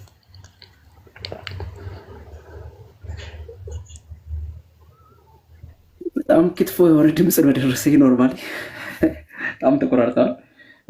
ሀሳብን ያገኘው ይመስለኛል። ምናልባት አንተ አሁን የቱ ጋር ነው የሚጠይቀኝ? የመጨረሻዋ እግዚአብሔር የፈርዖንን ልብ አጸናለሁ ያለውን ሀሳብ ይዘህ ነው እየጠየቅኝ ያለውና እግዚአብሔር የፈርዖንን ልብ የሚያጸናው ተአምራቶቹን እስከ መጨረስ እንከታተል ነው። አሁን ልቡን ወይም አሳመፀ ወይም አጠነከረ ብለን ካል ለምን ለቀቃቸው ታዲያ?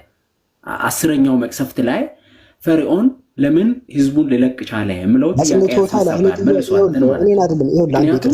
ይቅርታ አንዴ ድረስ መቅሰፍት ያለው መስፍን አንዴ መስፍን ዘጸአት 14 በጣም ሰማይ አምላክ መስፍን ይሰማል። አንዴ ዘጸአት 14 አንብብልኝ። በቃ ዘጸአት 14 አንብብልኝ። አይሰማም ድምጽ። ይቅርታ ግን በቃ ዘጸአት 14 አንብብልኝ። ሌላ ነገር አልፈልግም። በጣም ኦሪት ዘጸአት ያን ድምጽ ነገር በቃ ኦሪት ዘጸአት የሚሰማህ ከሆነ ኦሪት ዘጸአት ምዕራፍ 14 ቁጥር 4ን ብቻ አንብብልን። እሱን ብቻ ክፍሉን እያነበብክ ፍታለን። ሌላ ነገር አንፈልግም። በቃ ምክንያቱም አንተ የምታወራው እኔ ማወራው ስለከብድ፣ አንተ የምታወራው ስላበበ ነው። ስለዚህ ዘጸአት 14 ቀጥታ አንብብልን። በቃ ሌላ ነገር አይሰማም። እውነት አይሰማም። ከተሰማ አብዱ አይሰማም። በደንብ ነው የሚሰማው። ይኸውልህ ዘጸአት ድምጼ በጣም አይሰማም። የሆነ በቃ ይፍንፍን ምንም ነገር የሆነ ቁርጥ ቁርጥ ብሎ ነው የምወጣው። የኔትወርክ ይሆናል አብዱ ይሰማናል። 14 የሚለው እሺ በቃ እሺ። ሌላ ክርስቲያን አለ ከላይ ሌላ ክርስቲያን ካለ እየመጣ ጠይቅ። መስፍንሽ የሚሰማ ከሆነ ጥያቄ ካለ ጠይቅ። እስልምና መዳን ለማወቅ እንትን በል ኢንሻአላህ። በቃ አላህ በቀጥተኛው መንገድ ይምራክ። እሺ ሌላ ክርስቲያን ካለ መቀጠል ይችላል። ሁሱ ካለ መቀጠል ትችላለህ።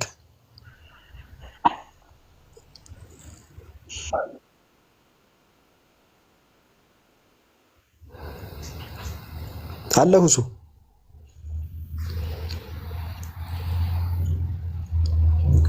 ቀጥላው ዶክተር ችግር የለውም። ለማንኛውም በቅድመ ውሳኔ አለ በክርስትና ዘጸአት 14:4 ላይ ካያችሁ አስቀድሞ የፊርዓውንን ልብ ቀድሞ ዘግቶበት ነው መልእክተኞችን ይላከው። አላህ እንደዚህ አያደርግም። አሁን እዚህ ጋር አስቀድሞ ዘግቶበት ነው። ባይዘው ቅድመ ውሳኔ ራሱ አለ። ሰዎች የዳኑት አስቀድሞ የተወሰነላቸው ናቸው። ጳውሎስ ይህን ተናግሯል።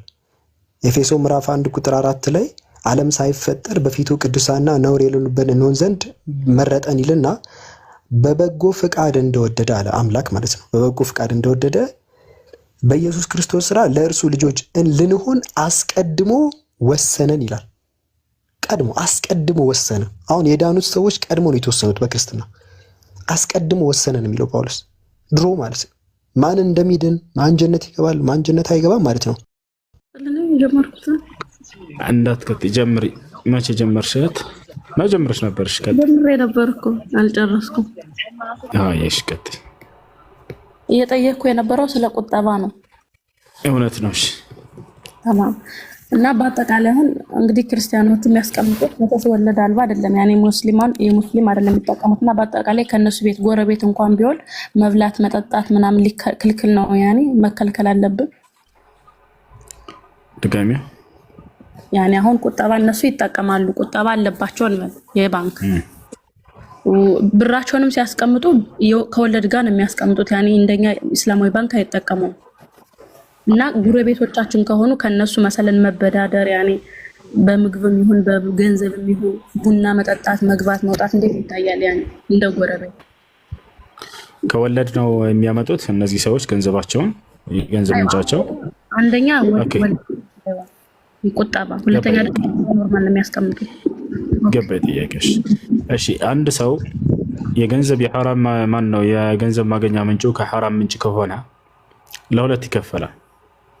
ሙሉ በሙሉ ገንዘቡን የሚያገኘው ከሐራም ምንጭ ከወለድ ከወይ ከአስካሪ መጠጥ ምናምን አይነት ከሆነ የዛኔ ቢጋብዛቸው መብላት አይቻልም። ሁለተኛ ይሄ ሰውዬ ሌላ የሐላል ስራ ተጨማሪ ስራ ካለው ከየትኛው እንደጋበዛቸው የማታውቁ ከሆነ የዛኔ ሄዳችሁ ብትበሉ ችግር የለው። ለምሳሌ ከወለድ ይሰራል። በጎን ደግሞ ሌላ በግና ፍየል ወይንም ግመል ይሸጣል ሰውየው። ይቅርታ ረሳሁት፣ ከብት መሸጥ ይችላል፣ በሬ ምናምን እና ሐላል የሆኑ ስራዎችን በጥቅሉ እንደው ይሰራል ከጎንም ማለት ነው። ገብታችኋል? ስለዚህ ይሄ ሰው ከየትኛው ሰርቶ እንደጋበዛችሁ ቤት ውስጥ አታውቁም። የዛኔ ሄዳችሁ ብትበሉ ችግር አይኖረውም። ከሐራሙ ምንጭ እንደሆነ ግን በእርግጠኝነት ከተረዳችሁ ወይንም ሰውየው ሙሉ የማገኛ ምንጩ የገንዘብ ማገኛ ምንጩ ከሐራም ከሆነ የዛኔ አይቻልም ቢጋብዛችሁ። ኦኬ ሁለተኛ ጥያቄ ልጠይቅ። እሺ አሁን ቤተሰቦች ለምሳሌ ክፍለ ሀገር የሚኖሩት ያኔ ኖርማሊ መውሊድ የሚያከብሩ ምናምን ሰው ሲሞት ደግሞ የ4 ወር የዓመታት ምናምን ያደርጋሉና ቤተሰቦቻችን ናቸው። ከነሱ መውጣትም አንችልም። እኛ ከዛ ከነሱ ጋር ስንኖር ምንድነው ማድረግ ያለብን? ያኔ አሁን ሰው ሲሞት ዓመታት 4 ወር ምናምን ያከብራሉ። ከነሱ መሀልኛ እንዴት ነው ያኔ ሐራም እንደሆነ እያወቅና እነሱ የማይተውት ከሆነ ከነሱ መራቅ ነው ያለብን ወይስ ምግቡን አያትራቋቸው? ዳዕዋ አድርጉ እንጂ በተቻላቸው አቅም አትራቋቸው። ተማም አንዲት ሴት ኒቃብ ስታደርግ መሰለን ቤተሰቦቿ ካልፈቀዱላት በእኛ በክፍለ ሀገር አሁን ልክ እንደ ይቆጣጠራሉ እንደ ጀመያ ይዙና ቅጣት ምናምን ይሰጣሉ። አባቷ ለመጨረሻ ወይ እሱን ትታያለሽ ኒቃቡን ታውልቂያለሽ ወይም ደግሞ ቤቱን ትታያለሽ ብትባል እቺ ልጅ ኒቃቧን ብታወልቅ ለአባቷ በላ ሐራም ይሆንባታል ወይስ ኒቃቧን አስቀምጣ መራቅ አለባት? ብታወልቅ እንደውም አላህ ግዴታ ባደረገባት ነገር ላይ ልታዘው እንጂ ልታዘዝ ማን ነው ሊያግዛት እንጂ የሚገባው ሊቃወማት አይገባም። ስለዚህ እየተቃወማት ከሆነ ያኔ እኛ ጋር ይቃወማሉ። እንደ ጀማ ኒቃብ አድርገው እዛ አረብ ሀገር የቆዩ ሴቶች ሲሄዱ ይቃወማሉ። ያኔ አያስቀምጧቸውም። ይሄን ማድረግ የለባቸውም። ይሄንን በማድረጉ ወንጀለኛ ይሆናል። እሷ በቻለችው አቅም የአላህን ትዕዛዝ ፈጽማ ተጽናናው ምን ሆነ ታውልቃለህ። ያኔ ቢበዛ ከነሱ ርቃ ሌላ ቦታ መቀመጥ ማለት ነው። ሐራም አይሆንባትም ከቤተሰቦቿ መራቋ ለዛ በሰበብ ብላ። እሺ ለጊዜው ጨርሻለሁ። ጀዛከላ ኸይር አመሰግናለሁ። መርሐባሽ دكتور سيد السلام عليكم. السلام عليكم. مسلم. السلام.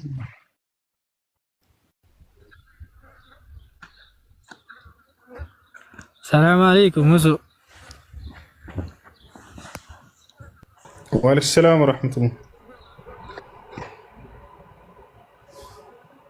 سلام ነው ደህና አልሐምዱሊላህ። ጥያቄ ነበረኝ በመስጊድ ዙሪያ ማለት ነው። እሺ መስጊዱ ቅርብ ነበር። ቢያንስ አንድ 10 ደቂቃ ነው ቢሆን 15 አሱር ላይ ሰዎቹ ይመጣሉ። ከዛ እጄ ሰግዳለሁ ምናምን ስላቸው አትሄድ እዚሁ እኛ ጋር ትሰግዳለህ ምናምን ይሉኛል። ጀማ ይሄ እንዴት ነው የሚታየው? አልሰማም ድገማ።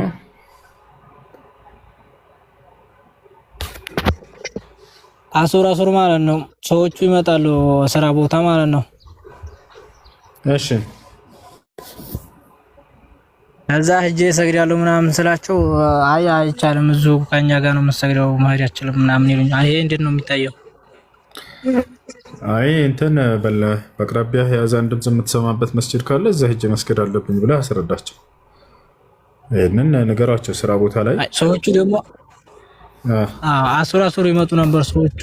ላዚም ከኛ ጋር ነው መስገድ የምችለው እንጂ መሄድ አይችልም ምናምን ይሉኛልስ እኮ ወንድም ተናገርኩኝ። እንግዲህ ሶላተል ጀማ ግዴታ ነው። ነብዩ ሰለላሁ ዐለይሂ ወሰለም ያ ዘመን ሰሚዐ النداء فلم يأتي إلى المسجد فلا صلاة له إلا من عذر ብለዋል። የአዛን ድምፅ ሰምቶ ወደ መስጂድ በመሄድ ሶላተል ጀማ የሰገደ ቤቱ ቢሰግድ ሶላት የለም ስላሉ ሂጅ መስገድ አለብኝ ይወላቸው። እሺ ሰላም አለይኩም። ሙስሊም ወአለይኩም ሰላም። የሆነች ትንሽ ጥያቄ ነበረችኝ እና እኔ የምሰራበት ቦታ ላይ የምሰራው ቦታ ገንዳ ቦታ ነው፣ መዋኛ ቦታ ማለት ነው።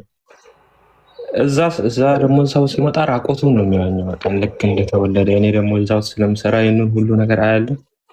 እንዳይ ነገር እንዴት ነው እስኪ አስረዳኝ። ከቻልክ ሌላ ቦታ ቀይር። የአፍረት ገላ ማየት አይቻልም። የወንድም ይሁን የሴት ከቻልክ ሌላ ቦታ ቀይረህ መስራት ነው። አላህ በቁርአን ላይ ቁል ሊልሙእሚኒን የጉዱ ሚን አብሳሪሂም ይላል። ሙሐመድ ሆይ አማኞች ወንዶችን አይናቸውን እንዲሰብሩ ዘዛቸው ብሎ ተናግሯል። ስለዚህ አይቻልም። በነቢያችን ሰለላሁ ዐለይሂ ወሰለም ጊዜ አንዱ ታፋውን ገልጦ በተመለከቱ ጊዜ ሰዎች ነብዩ ሰለላሁ ዐለይሂ ወሰለም ከልክለዋል። ይሄ غطِ فخذك فإنه عورة ብለውታል። ጭንህን ሸፍን እርሱ ከአፍረት ገላ ነውና ብለውታል። ስለዚህ አይቻልም። አይ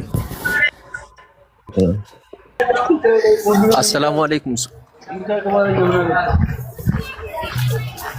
ወአለይኩም ሰላም ወራህመቱላሂ ወበረካቱ። እኔም አንድ ሁለት ጥያቄዎች ነበሩኝ። ሰው አንደኛው ጥያቄ አንድ ሰው ካረፈ በኋላ ከሞተ በኋላ ግንባር የሚሳመው ነገር እንዴት ነው? ከዚህ በፊት ፈትዋ ስታደርግበት ካለቀ በኋላ ነው የገባሁት እና ያን ነገር በሰፊው እንድትለኝ። ኦኬ አንድ ሰው ከሞተ በኋላ ግንባሩን መሳምን በተመለከተ ይህን የሚከለክል ምንም አይነት ማስረጃ የለም። ይሄ ነው እንዳውም እንደ ሸሪዓ እንደሚቻል ነው። ነቢያችን ሰለላሁ ዐለይሂ ወሰለም የህይወታቸው ፍጻሜ ላይ አቡበክር ሲዲቅ ረዲየላሁ ዐንሁ መጥቶ ግንባራቸውን ስሟቸዋል። እንዳውም በካ አልቅሷል ይባላል። እና ሸይኹል ኢስላም ኢብኑ ተይሚያ ረሒመሁላህ ተዓላ በሞቱ ጊዜ ኢብኑል ቀይም ሄዶ አልቅሶ ግንባራቸውን ስሟቸዋል። ኢብኑ ከቲር ሌሎችም ተማሪዎቻቸው። ስለዚህ ይህ ነገር ሐራም ቢሆን ዑለሞች ባላደረጉት ነበር። ይቻላል። ሌላ ማስረጃ እኔ የአያቴን ግንባር ስሜዋለሁ። አላህ ይማራቸውና ምን ትዝ እንዳለ ታውቃላችሁ? ሽንት ቤት ውስጥ ሆኖ ማውራት ይቻላል አይቻልም ተብሎ አንዴ የሆነ ልጅ ይጠይቃል። አይቻልም፣ ምክንያቱም እኔ ሽንት ቤት ውስጥ እኛ አላወራም ብሎ ራሱን ማስረጃ አደረገ። እንዳጠቃላይ ግንባር መሳም ሰውየው ከሞተ በኋላ ችግር የለውም። ምናልባት ይህንን የእንትን የሚያመላክት የዑለሞች ንግግር ስጠኝ ካልክ ማየት የሚፈልግ ሰው ጠይቆ ከሆነ ኢንሻአላህ እንሰጣለን። እሺ ጀዛከላ። ሁለተኛው ጥያቄ ደግሞ ምን መሰለ፣ አንዳንድ ቦታ ላይ ጸበሎች አሉና ሙስሊሙም ክርስቲያኑም ማህበረሰብ ሁሉም የሚጠቀመው ማለት ነው። እና ከእስልምና አንጻር እሱን ነገር በሰፊው እስከዛሬ ብዙ እንትኖችን አላገኘውምና አይቻልም። ወንድም ጸበል ቦታ መሄድ አይቻልም፣ ሐራም ነው፣ ክልክል ነው። ከአላህ ውጭ ሌላ አካል ይፈወስባቸዋል ተብለው የሚታሰቡ ቦታዎች ላይ ሽርክ ቦታዎች ላይ መሄድ አይቻልም። ሰላም አለይኩም ሼህ ሁሴን። ወአለይኩም ሰላም ወራህመቱላሂ ወበረካቱ።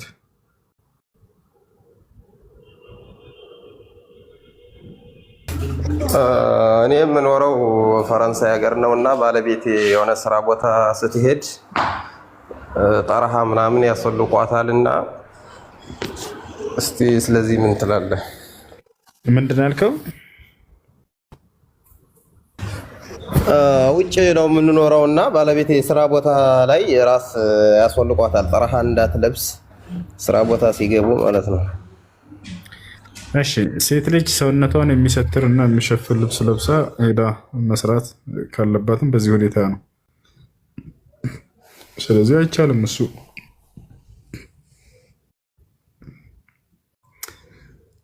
አላህ በቁርአን ላይ ያ አዩሃ ነቢይ ቁል ለአዝዋጅከ ወበናቲከ ወኒሳኢል ሙእሚኒን ዩድኒነ ዐለይሂነ ሚን ጀላቢቢሂን ና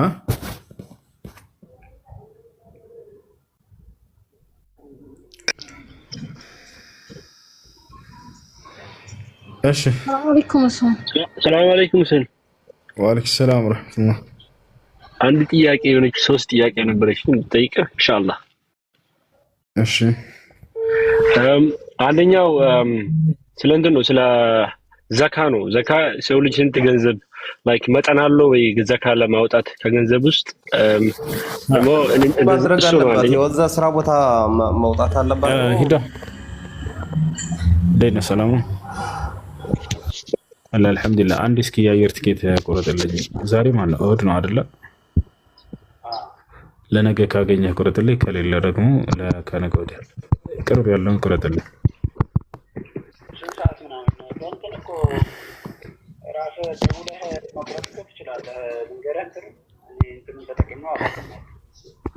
እሺ ስንት ነው?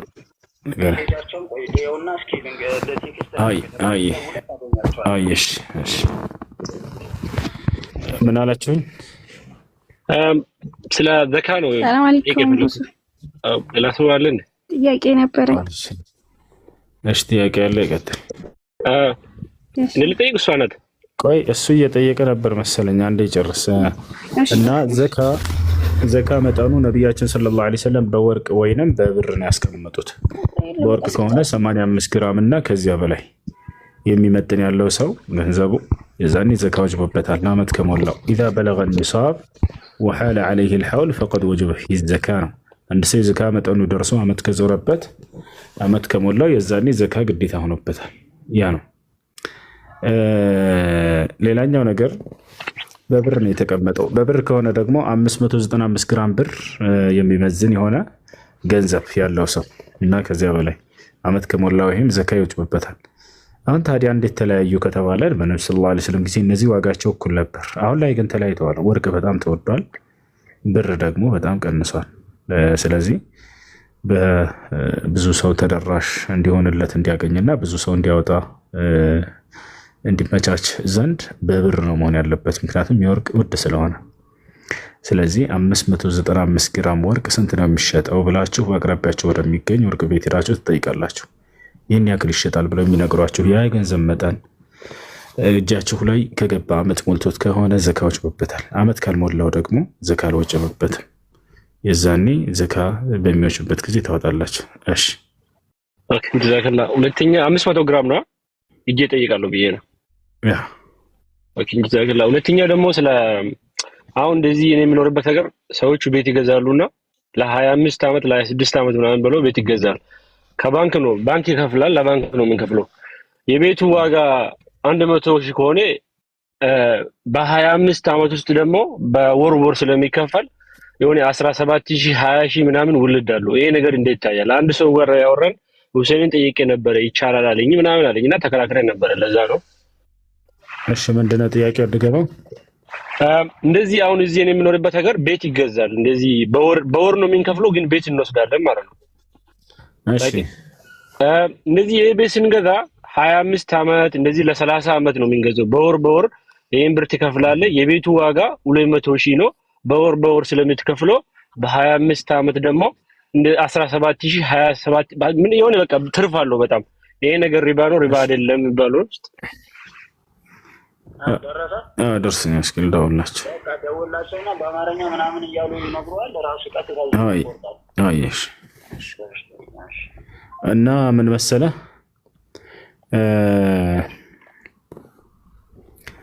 ይቻላል። አንደኛ ለምሳሌ አንድ የሆነ ግለሰብ ወይንም የሆነ ካምፓኒ ሊሆን ይችላል መኪና አስቀመጠ። አሁን ለገዛይ ሰው 1 ሚሊዮን እሸጥለታለሁኝ አለ። ነገር ግን ከዓመት በኋላ ከሆነ የሚከፍለው 1,500,000 እሸጥለታለሁኝ አለ። ይሄ ችግር የለውም። ይሄ በይዕ ወሽራ ይባላል። ግብይት ነው፣ በቃ መግዛትና መሸጥ ነው። ሰውየው ወደውና ፈቅዶ አይ እኔ አሁኑን አይደለም የምፈልገው ከአንድ ዓመት በኋላ ያለውን ነው የምፈልገው ብሎ ያንን ቢወስድና በዚያ ዋጋ ተስማምቶ ቢወስድ ያንን ቀስ እያለ ቢከፍል ወይ በአንድ ጊዜ ቢከፍል ችግር የለውም። አሁን ችግሩ ምን መሰለህ ይሄ የሚሆነው ከዓመት በኋላ ግን ካሳለፍክ ተጨማሪ እየወለደብህ ይሄዳል ካለው የዛኔ አይቻልም፣ ሐራም ነው፣ ክልክል ነው። ነገር ግን የፈለገ ቢሆን ከዚህ ገንዘብ አትጨምርም ብለው ስምምነት ኢትፋቅ ካላቸው ችግር የለውም። ኢብኑ ዑሰይሚን ይህን ተጠይቀው ይሄ ወለድ አይደለም፣ ይህ ግብይት ነው፣ ወዶና ፈቅዶ ሰውየው የሚገዛው ነው ይሄ ነገር ብለው ተናግረዋል። ምክንያቱም በተመሳሳይ ነገር አይደለም። በተመሳሳይ ነገር ቢሆን ኖሮ የዛኔ ወለድ ይሆናል። ይሄ ግን እቃን መግዛት ነው። ገብታችኋል? ይሄ ወለድ አይደለም። በተመሳሳይ ከሆነስ ለምሳሌ በተመሳሳይ ብርን በብር ወርቅን በወርቅ እንደዛ ሲሆን ጊዜ በተጨማሪ አድርጎ ማበደር ይሄ ወለድ ይሆናል። ለምሳሌ የሆነ ባንክ ቤት 100,000 ብር አበድርህና ከዚያ አሁን ከሆነ የምትከፍለኝ ምንም ሳትጨምር ትከፍላለህ ይላል። ወይንም ደግሞ ይሄን 100,000 ብር አበድሮ ከዓመት በኋላ ወይ ከወር በኋላ ምናምን 100,000 ከዚያ በኋላ ተጨማሪ ደግሞ 50,000 ብር አደረገብህ 150,000 ብር ማለት ነው። ይሄ ከሆነ አይቻልም፣ ሐራም ነው። በተጨማሪ ከሆነ የምትመልሰው ነብዩ ሰለላሁ ዐለይሂ ወሰለም ኩሉ ቀርድን ጀረ ነፍዐን ፈሁወ ሪባ ብለዋል። ማንኛውም ትርፍን ያስገኘ የብድር አይነት ሁሉ ወለድ ነው ብለዋል። ስለዚህ ይሄኛው ግን በተመሳሳይ ነገር አይደለም፣ እቃ ነው የገዛኸው። ስለዚህ ያ ወለድ ሊባል አይችልም ማለት ነው። እሺ አንድ ጊዜ እስኪ የአየር ትኬት እንቁረጥ። አንድ ይቅርታ ጋር እሺ ይህ ፓራሊያንስ አባል የሆነው የኢትዮጵያ አየር መንገድ ዓለም አቀፍ የመንገደኞች ጥሪ ማዕከል ነው። Welcome to the Global Call Center of Ethiopian Airlines, a member of Starline. ለአማርኛ አንድን ጫኑ። ለአገልግሎት ጥራትና ስልጠና ሲባል ጥሪው እየተቀዳ ነው። በተቀላጠፈ ሁኔታ የሚፈልጉትን አገልግሎት ለማግኘት እንዲችሉ እባክዎትን ከቀረቡት አማራጮች ውስጥ ትክክለኛውን ብቻ ይምረጡ። የቢዝነስ ክላስ እና የሼባ ማይልስ ጎልድ ወይም ፕላቲነም አባል ከሆኑ አንድን ይጫኑ። የኢኮኖሚ ክላስ መንገደኛ ከሆኑ 2ን ይጫኑ። 2 ነው። ለጠቅላላ የበረራ መረጃ አንድን ይጫኑ።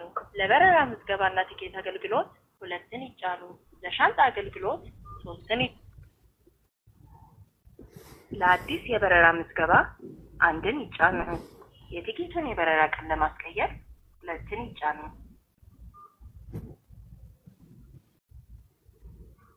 ጥሪው ወደ ተረኛ ሰራተኛ እየተላለፈ ስለሆነ እባክዎትን የበረራ ምዝገባ መረጃዎችን እንደ በረራ ምዝገባ ኮድ፣ ፒኤንአር፣ ቲኬት ወይም ሼባ ማይልስ ቁጥር አዘጋጅተው ጥቂት ይጠብቁ።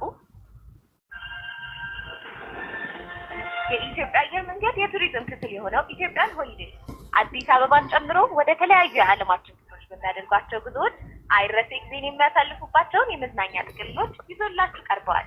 በአዲስ አበባ ለሚኖረው አጭር ቆይታ እንዲሁም በሀገር ውስጥ በተለያዩ መልክዓ ምድር አቀማመጥ እየተገረሙ በሰሜን ተራሮች የእግር ጉዞ የሚያደርጉባቸውን በሐላላ ኬላ ሪዞርት፣ በጨበራና ወንጪ ሎጆች እንዲሁም በሌሎች ቦታዎች መንፈስን የሚያድስ ቆይታ የሚያደርጉባቸውን ጥቅሎች አዘጋጅተናል።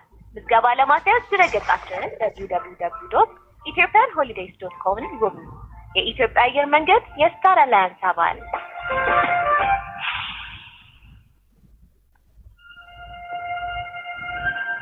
ወደ ደንበኞች ማስተናገጃ ማዕከላችን ሳይደውሉ ወደ ትኬት ቢሮዎቻችን ሳይመጡ ባሻውት ቦታ በምቾት ለበረራው ምዝገባ ይዘው ትኬቶን የሚቆርጡበትን አማራጭ የኢትዮጵያ አየር መንገድ አዘጋጅቶሎታል።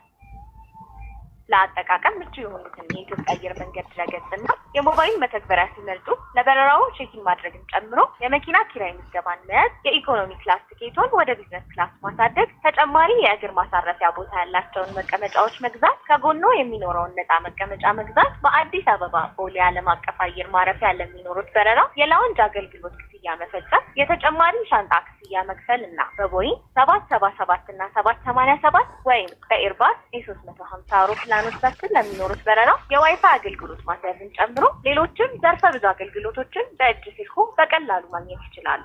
የኢትዮጵያ አየር መንገድን የሞባይል መተግበሪያ ከጉግል ፕሌይ ወይም ከአፕል ስቶር በማውረድ ጉዞውን ያቅልሉ። የኢትዮጵያ አየር መንገድ የስታር አላያንስ አባል።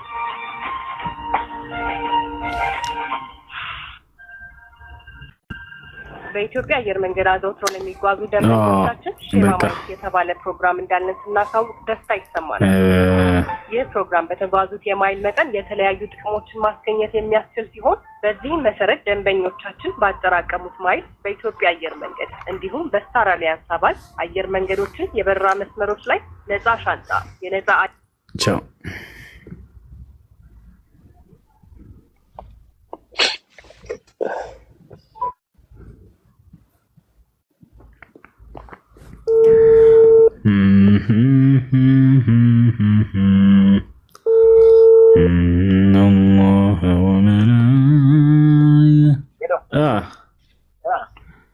እኔ ደወልኩኝ ቢዚ ነው እና አንተ ቁረጥና አካውንት ላክልኝ። እሺ እሺ ችግር የለም።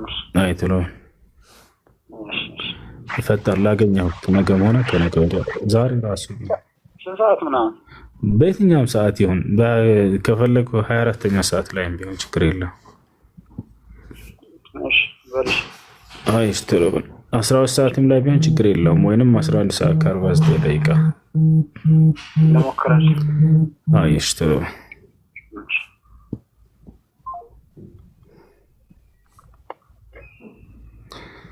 አይ ዶክተር ሰን ልቀጥል? እሺ ቀጥልሽ። የመጨረሻ ጥያቄ እንዴት ነው ፀጉር ማስተከል እንዴት ይታያል? ችግር የለውም። የተመለጠበት ሰው ፀጉሩን ቢያስተክል ዝራዓት ሻዕር ችግር የለውም። ያልተከለከለ ወስል ሻዕር بالشعر ይሄ ነው የተከለከለው። ፀጉሩን በፀጉር ላይ መቀጠል ነው። ነብያችን ሰለላሁ ዐለይሂ ወሰለም ከልክለዋል እና ረሱላህ ሰለላሁ ዐለይሂ ወሰለም الواصلة والمستوصلة والواشمات والمستوشمات والنامصة والمتنمصات والمتفلجات ብሏል። ይሄ ነው። ጀዛከላሁ ኸይረን አላህ ይጠብቅህ። እሺ መርሐባ መልካም ቀን ይሁን ወንድሜ። እሺ ሰላም አለይኩም። ይሰማል? ያው ይሰማል። ሁለት ጥያቄ ነበረኝ። ሁሱኛ ጋር ማለት ነው ሸዋል ከወጣ በኋላ የሆነ ፍቺ የሚባል ነገር አለ። እንደዚህ አያት ቤት እናት አባት ቤት እንደዚህ ልብስ ተገዝቶ የሆነ የተለየ ምግብ ተሰርቶ እንደዚህ ፍቺ የሚባል ነገር አለና እንዴት ይታያል? ማለት እንደ አመት ባል እንደ ዒድ እንትን ያኔ ይቆጠራል? ታስረዳኝ። ከሸዋል 6 በዓል የሚባለው ነገር ነው እሱ የለም እንደዚያ። ነቢያችን ሰለላሁ ዐለይሂ ወሰለም ኢነ ሊኩሊ ኡመቲን ዒዳ ወሀዛ ዒዱና አሉ። ያኒ ቢዛሊከ ዒደል ፊጥር ወዒደል አድሓ። ነቢያችን ሰለላሁ ዐለይሂ ወሰለም ለእያንዳንዱ ኡማ የራሱ የሆነ ዓመታዊ ክብረ በዓል ወይም ዒድ አለው ብለው ተናገሩ። እነሱም ለእኛም ሁለት አለን ብለው ተናገሩ። እነርሱም ዒደል ፊጥርና ዒደል አድሓ ናቸው። ትንሹ ዒድ ወይም የሸዋል ዒድ የሚባል ነገር የለም በኢስላም። እሺ ሁለተኛ ጥያቄ ባልዚ ተቀብቶ ዱዓ አይደረግም ማለት ውሃ አይደርስም ይባላል እና እንዴት እስኪ አብራራልኝ ሲባል ሰምቼ ነበረውን ሰዓት ልታብራራልኝ ፈልጌ ነው። ምን ባዝሊን ተቀብቶ ዱዓ ማድረግ አይቻልም? ለምሳሌ ባዝሊን ብንቀባ ዱዓ አይደርስም ውሃ ይባላል። ባዝሊን ተቀብታችሁ ከሆነ እሱ ለሁለት ይከፈላል። ወደ ሰውነት ውሃ መግባትን የማይከለክል የቫዝሊን አይነት ከሆነ ችግር የለውም። ወደ ሰውነት ውሃ መግባትን የሚከለክል ከሆነ ግን የዛኔ ቀድማችሁ ቫዝሊኑን መጀመሪያ በሳሙና ማጠብ አለባችሁ። ከዚያ በኋላ ነው ውዱ የሚደረገው። አንዳንድ ቫዝሊኖች አይታችሁ ከሆነ ተቀብታችኋቸው ውሃ አይገባም።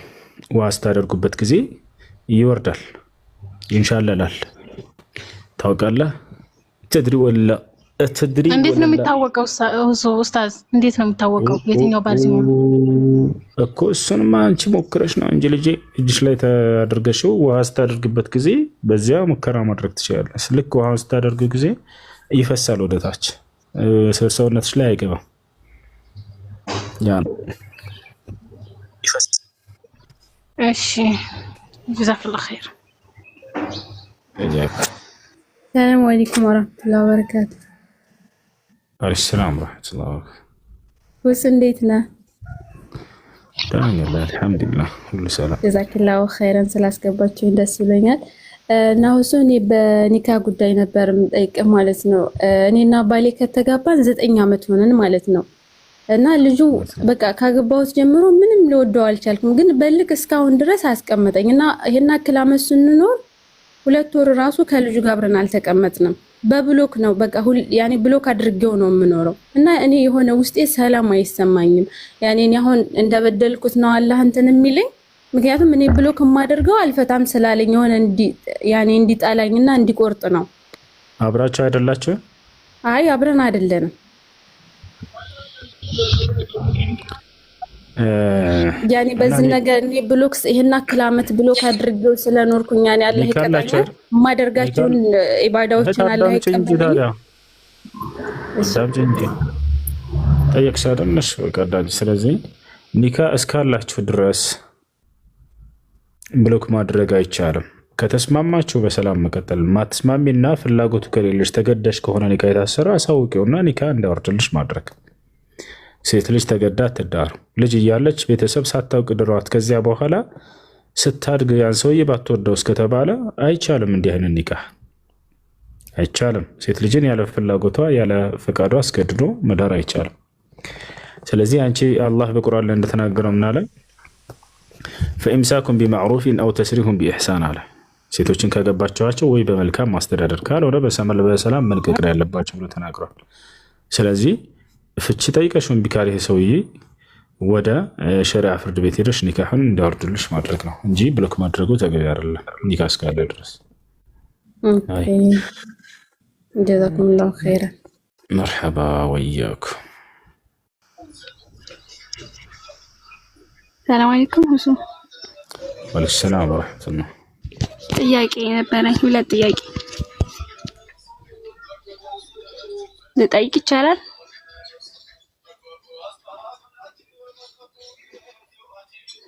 አይሰማም?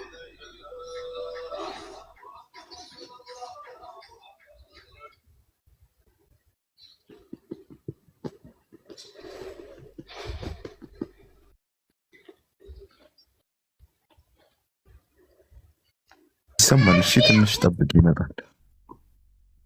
ትንሽ ጠብቂ። እሺ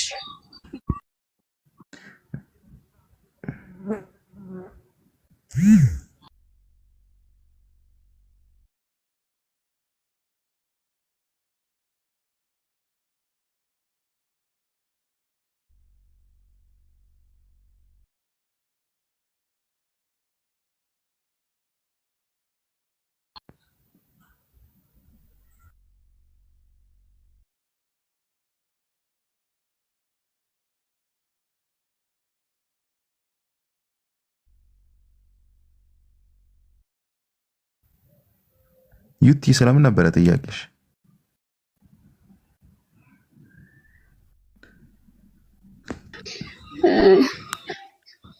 ጥያቄ ሁለት ጥያቄ ነበረኝ። እሺ አንደኛው ረመዳንን ለመጾም ብዬ ክኒን ብወስድ ማለት ችግር አለ ወይ ሐራም ነው ወይ የሚለው ነው። ለምን ነው ክኒኑን የምትወስጂው?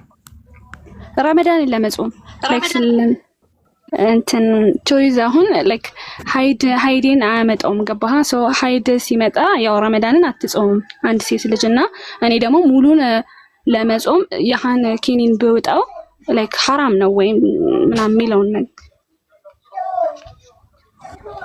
እሺ ሁለተኛውስ? ይሄኛው ሁሱ ይመልስልሻል።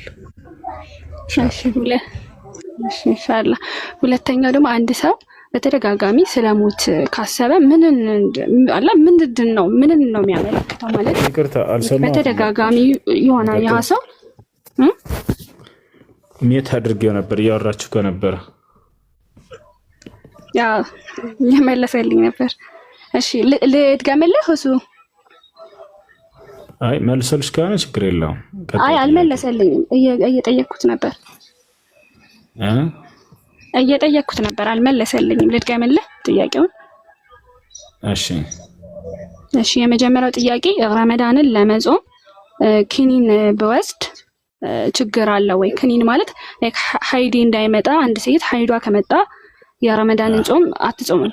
ሶ እሱን ለመጾም እኔ ክኒን ብወስድ ላይክ ሐራም ነው ወይ ምናምን የሚለውን የመጀመሪያውን ጥያቄ ነው። ይሄን በተመለከተ በዑለሞች መካከል ሁለት ሐሳብ አለ።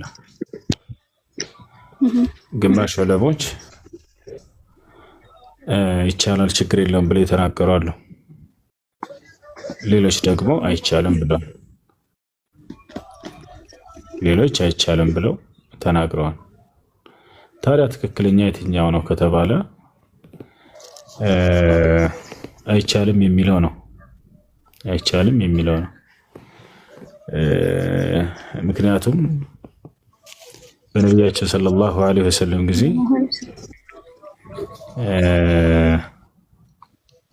ምን ብለዋል? ምንድነው እናታችን አይሻ ሌሎችም በሀይዳቸው ምክንያት በሚመጣ ጊዜ ያንን ነገር እነሱ ኖርማል እንትን ያሳልፉት ነበረ፣ ሳይጾሙ ያሳልፋሉ። ያለ ማድረግ ከማንም በላይ በዒባዳ ለማሳለፍ ጉጉት ያላቸው ደግሞ እነርሱ ናቸው። ከአሁን ጊዜ ካሉ ሴቶች ምንም አይነት ነገር እንኳን ለመጠቀም አልፈለጉም ነበረ። እንንም ሐሳብም አላነሱም ለነብዩ ሰለላሁ ዐለይሂ ወሰለም። አንደኛው እሱ ነው። ሌላው ነገር ከዚያ በላይ መድኃኒት በተጠቀማቸው ጊዜ ያ ነገር እንትን ይልባቸዋል፣ ያዛባባቸዋል። ከጊዜ በኋላ ያዛባባቸዋል።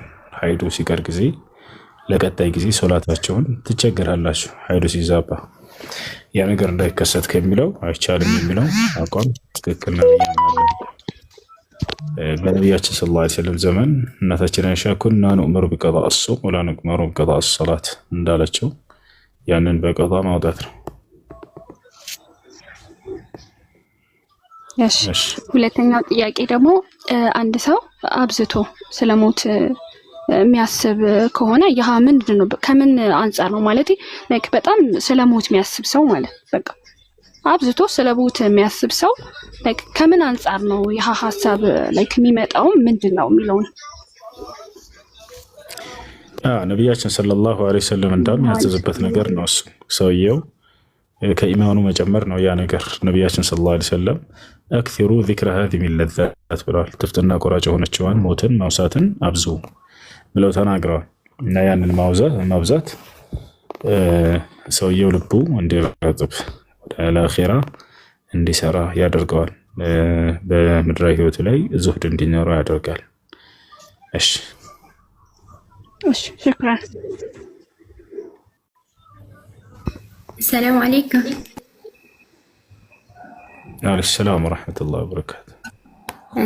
እሺ የኔ ጥያቄ እዚህ እንትን ቲክቶክ ላይ ንጽጽር የሚያስተምሩት ጋር ማለት ነው እናንተ ምናምን እንትን ንጽጽር ስታስተምሩ አንዳንዴ በእንትን ማስረጃ በቁርአን ይጠይቁና ቁርአን ያኔ እንትን በምትሉበት ሰዓት እኔ ምናልባት ሽንት ቤት እያጠብኩ ምናምን ይሆናል ስልኩን አላስገባውም፣ ግን በኤልፎን ምናምን ነገር አዳምጣለሁኝና እንዴት ይታያል? ሽንት ቤት ሆናችሁ ማዳመጥ ነው እያጸዳችሁ? ስልኩን ውጭ ያደርገውና በኤልፎን እያጠብኩኝ አዳምጣቸዋለሁ። አይሆንም፣ አይቻልም። ውስጥ ላይ ያ ነገር እየተቀራ ነው። የአላህን ቃል ይነበባል በመካከል። ስለዚህ አይሆንም። እሺ ዜን ሁለተኛ ደግሞ የአንዳንድ አሁን እዚህ ኢማራት ላይ እረፍት ምናምን በወጣን ሰዓት ከጓደኞቼ ጋር የእንትኖች የክርስቲያኖች ምግብ ቤት ያኔ ሻጮቹ ክርስቲያን ናቸውና ገብተን እንመገባለን። እንዴት ነው ይቻላል? ድጋሚው እዚህ ዱባይ ውስጥ እረፍት ምናምን በወጣን ሰዓት የምንሄድበት መጣም ቤት የእንትኖች ነው ክርስቲያኖች ምናምን ነው የሚሸጡትና ባለቤቶቹ ማለት ነው ሻጮቹ ምናምን እና እንዴት ይታያል ብንበላ ማለት ስጋ ምናምን ክትፎ ምናምን ነገር? እሺ የክርስቲያኖችን ስጋ በተመለከተ ቢስሚላህ ወይንም በአላህ ስም ብለው የሚያርዱ ከሆነ ይበላል። ከአላህ ስም ውጭ በሌላ ስም ቢያርዱ አይበላም። ሱረቱል ማኢዳ ላይ ያለውን ዝም ብለው በጥቅሉ ይዙና ሰዎች መብላት ይቻላል በሌላም ስም ቢያርዱ የሚሉት ከየት እንዳገኙት አላውቅም። አላህ በቁርአን ላይ በርካታ ቦታ ላይ ከእኔ ስም ውጭ በሌላ ስም የታረደ እንዳትበሉ ብሎ ተናግረዋል። አይ ሙስሊምም ይሁን አይሁድም ክርስቲያን ከሶስቱ ከአላህ ስም ውጭ በሌላ ስም ቢያርዱ አይበላም። ፈኩሉ ሚማ ذكر اسم الله عليه የአላህ ስም ተወስቶበት የታረደ ከሆነ ብሎ የተናገረው። በዚህ መንገድ የተረዳ ማን ነው ከአንተ በፊት ሰለፍ አለው ከተባለ አዎ አብዱላህ ኢብኑ ዑመር፣ አሊ ኢብኑ አቢ ጣሊብ፣ እናታችን አይሻ ሁላቸውም ከኪባሩ ታቢዒን እነ ጣውስ እና ሐሰን አልበስሪ ሌሎችም ከአላህ ስም ውጭ በሌላ ስም ቢያርዱ አይበላም ብለው ተናግረዋል። እሺ መካን እናፈርሳለን እያሉ እየጨፈሩ ነው ሴቶች በጅዳ ይላል። አላሁ አክበር። የሚገርመው ደስ የሚለው ትንቢት አለን እኛ። ይህ ትንቢት ገራሚ ትንቢት ነው። መካን አንዴ እስኪ ከአባን እንንገራችሁ። የሚገርም ተአምራዊ ቤት እኮ ነው። ለምን እንደሆነ ታውቃላችሁ? ከሰው ልጆች ታሪክ ጀምሮ አለ እስከ ሰው ልጆች ታሪክ መጨረሻ ድረስ የሚቆይ ቤት ከአባ ነው። ማስረጃ ቃለ ስብሓነሁ ወተዓላ ኢነ አወለ በይትን ወዲዐ ሊናስ ለለዚ ቢበከተ ሙባረከ ወሁደን ሊልዓለሚን። ለሰዎች ምድር ላይ የተሰራው የመጀመሪያው ቤተ አምልኮ በዚች ምድር ላይ ያ መካ ላይ የሚገኘው ብሎ ነው አላህ ጠቀሰው። ካዕባ ነው ገና ከሰው ልጆች ታሪክ ጀምሮ ያለ ቤት ነው። ማንም ቀድሞት አልተሰራም። ከሐዲስ ማስረጃ አዩ መስጂድን ቡንየ ፊል አርድ አወለን ያ ረሱለላህ አሏቸው። አንቱ የአላህ መልእክተኛ ወይ ምድር ላይ የተሰራ የመጀመሪያው ቤተ አምልኮ ወይም መስጂድ የትኛው ነው ሲባሉ አልካዕባ ብለው መለሱ። ካዕባ ነው ብለው መልሰዋል። المسجد الحرام። ስለዚህ ከሰው ልጆች ታሪክ መጀመሪያ ጀምሮ ያለ ነው። እስከ መቼ ድረስ? እስከ ዘመኑ ፍጻሜ ድረስ። እስከዚያ ድረስ እንደሚቆይስ ማስረጃ አለ ወይ? አዎ ቃለ ነብዩ ሰለላሁ ዐለይሂ ወሰለም يهدم الكعبة رجل من الحبشة። የዘመኑ ፍጻሜ መጨረሻ ላይ የዚች ዓለም መጠናቀቂያ ላይ ሀበሻዊ የሆነ ሰው እግሩ ብራኬት የሆነ ጠማማ የሆነ ከሃዲ ሰው ያፈርሰዋል ብለው ተናገሩ። እስከዚያ ድረስ ግን ይቆያል። እስከዚያ ድረስ ይቆያል። ሀበሻውያኖች ሲሉ ጊዜ አጠቃላይ አይደለም፣ አማኞችን ሳይሆን ከሃዲያኖች ብለው ነው ነብዩ ሰለላሁ ዐለይሂ ወሰለም እነሱን ለማለት ነው የተናገሩት። ለምን ግን ሀበሻዊ ሰው እንዲያፈርሰው ሆነ? አይገርምም? ለምን አውሮፓውያኖች ሌሎች ምናምን አሉ አይደል እንዴ? ለምን እነሱ ላይ አያፈርሱትም? ወላሂ በጣም ይገርማል። ከዚህ የምትረዱት አንደኛ ከሌላው ዓለም ክርስቲያን የኢትዮጵያ ክርስቲያኖች ለሙስሊሞች የተለየ ጥላቻ እንዳላቸው ይገልጻል። ሁሉንም ክርስቲያን ለማለት አይደለም። አሁንም በተጨባጭ የምታዩት ይሄንን ነው። አሁንም በተጨባጭ የምታዩት የሌላ ዓለም ክርስቲያኖች የአረብ ክርስቲያኖችን ይሰማለሁ ላይፍ ላይ እየተወያዩ ግን ይሄን ያክል በአላህና በመልእክተኛው ላይ ወሰን አያልፉም። የሀገራችን ክርስቲያኖች ግን በተለየ መልኩ አላህና መልእክተኛው በጣም ይዘንትን ይላሉ። እንዲሁም ደግሞ ለሙስሊሞች ያላቸው አመለካከት በጣም የተለየ ነው። በሌላ ዓለም ላይ ልጁ ወደ እስልምና ብትገባ ከአረቦች ግብጾች ምናምን አለሁን አይደለ? ገባች ነው አለቀ በቃ خلاص። ነገር ግን ሀገራችን ላይ ብዙ የተገደልን ያውቃል። እዚህ ላይቭ ላይ መተው ጓደኛዋ እያለቀሰች የተናገረች ታስታውስ ከሆነ ከአመት በፊት ምናምን አንዲት ልጅ መታዚ ጥያቄ ትጠይቀኛለች። ጓደኛዬ እዚህ ነበር የሰለመችው አለች። ቪዲዮ ተለቆ ሰምታችሁታል። አመት ሆናት እና የሰለመች ጊዜ ቤተሰቦቿ ጎጃም ናቸው። ሰልም ያለህ ብላ ትነግራቸዋለች በስልክ። ሳዑዲ ነው ያለችው ልጅቱ። ሰልም ያለህ ብላ ስትነግራቸው ጊዜ ነይ ይሏታል። መጀመሪያ ተመለሽ አሏት። አይሆንም፣ እንዴት ትሰልሚያለሽ? አይቻልም፣ ተመለሽ አሏት። አይ አልሰልምም አለች ልጅቱ። ማነው አልመለስም አለች፣ ይቅርታ። ከዚያ በምን ሸወዷት? እናትሽ ታማለች፣ ልትሞት ነው፣ ነይ በቃ ተሰናበቻት አሏት። እናቷም በቃ የመጨረሻ ህይወቴ ነው ልጄ፣ ሳላይሽ እንዳልሞት ነይልኝ አለቻት። እቺ ልጅ አላስቻላትም። በቃ እናቴ ከታመመችብኝ ብላ ከሳዑዲ እንደምንም ብላ ትሄዳለች። በራ ሄደች። ከዚያ ቀጥታ ያዟት። ምንም እናቷም አልተመመችም፣ አውቀው ነው ያዟትና ተመለሽ መጀመሪያ አላት። አቀረቡላት። አይ አልመለስም አለቻቸው። እንግዲህ አሁንስ ክላስ ውስጥ ቆለፉባትና ቤት ውስጥ ወደ ክርስትናሽ የምትመለሽ ከሆነ ቤቱን እንከፍትልሻለን፣ ክፈቱልኝ፣ እመለሳለሁ የሚል ቃል ብቻ ነው ከአንቺ የምንፈልገው። እምቢ ካልሽ ግን ምግብም ውሃም አንሰጥሽም፣ እዚሁ ትሞቻለሽ አሏት። ወላሂ ቆልፈውባት አስክሬኗን ያወጣት። ምንም ምግብም ውሃም ሳትጠይቃቸው ተመልሻለሁ የሚለው ቃልም ሲጠብቁ በቃ ጥበቃቸው ከንቱ ሆኖ ቀረ። ጓደኛዋ እዚህ መታ እያለቀሰች እየተናገረች እና ጥያቄ አሁን እሱ አይደለም አለች። ግን እኔ ጋር ስትሄድ ጊዜ አምናኝ 1 ሚሊዮን የሚሆን ብር ስደት ላይ ሆና የሰራቻት ገንዘብ አለቻት እና ምን ላድርግ ያንን ገንዘብ ብላ ነው ልጅት የጠይቀችው። ይህን ለመጠየቅ ነው የገባሁት እና ያሳዝናል። ይህን ያክል የጥላቻ ጥግ ማለት ነው። ነገር ግን በገሃዱ ዓለም በዚህ በቲክቶክ ላይ ምናምን ከእስልምና የወጣ ይገደል የምትሉት ምናምን ይላሉ። እናንተ ናቸው የገደላቸው ያላችሁት። ያው ቤተሰቦቻቸው የገደሉ ነው። ለምን ወደ እስልምና ገቡ ብለው ማለት ነው። በአካል ቢያገኛት ይቆራርጧት ነበር ማለት አስቡት። ለማንኛውም ይሄ ተውት። ከዚህ በተለየ መልኩ በጣም የሚደንቀኝ ሀበሻውያኖች ሊያፈርሱበት የሚችልበት ምክንያት የዘመኑ ፍጻሜ ላይ ሀበሻውያኖች ከዚህ በፊት ካዕባን ለማፍረስ ጥረት እንዳደረጉ ታውቃላችሁ። ነብዩ ሰለላሁ ዐለይሂ ወሰለም በተወለዱበት ዘመን አካባቢ ዓመል ፊል ይባላል፣ የዝሆኑ ዓመት ይባላል። አብርሃም የተባለ ኢትዮጵያዊ ንጉስ ነበረ። እሱ ካዕባን ለማፍረስ ሂዶ ነበር። ነገር ግን አላህ ሱብሓነሁ ወተዓላ ተአምራዊ በሆነ መንገድ አጠፋው። ታውቃለች ታሪኩን፣ በቁርአን ላይ ሁሉ ተጠቅሷል። አለም ተረ ከይፈ ፈዐለ ረቡከ ቢአስሓቢል ፊል የሚለው ከዚያው ጊዜ መሰረት አላቸው። ካዕባን ይህን ያክል ጥላቻ አላቸው ያን ለማፍረስ። መጨረሻው አስቀያሚ የሆኑ ከሃዲያኖች ያንን ያፈርሱታል። እሺ ጥያቄ ያለ ይቀጥል እና እስከዚያ ዘመን ድረስ እስከ ዘመኑ ፍጻሜ ድረስ ይቆያል። ሰላም አለይኩም። ወአለይኩም ሰላም ወራህመቱላሂ ወበረካቱ።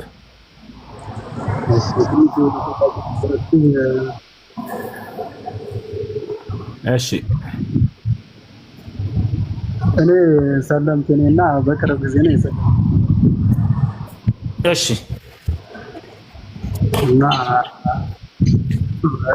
እናቴ ደግሞ ክርስቲያን ነበረች እና አሁን በቅርብ ጊዜ ነው የሞተች። ስለዚህ ዱዓ ማድረግላት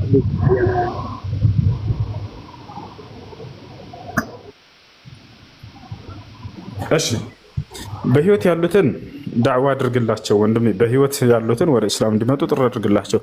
አላህን ማነው ክዶ ለሞተ ሰው ግን በፍጹም ዱዓ ማድረግ፣ ሰደቃ፣ እስትግፋር ማድረግ አይቻልም። አላህ በቁርአን ላይ ከልክሏል።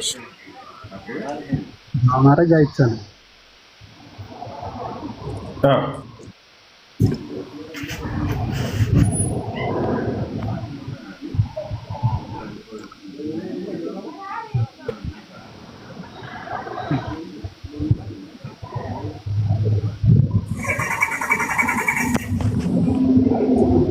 አብሽር አብሽር አብሽር አብሽር ማድረግ አይቻልም። አላህ በቁርአን ላይ ማ ካነ ሊነቢይ ወለዚነ አመኑ አን የስተግፊሩ ሊልሙሽሪኪን ብሏል።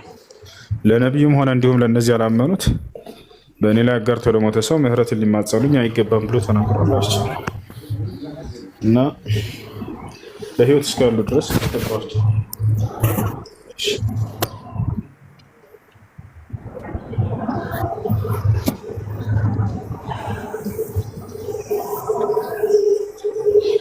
እሺ ይሰማል?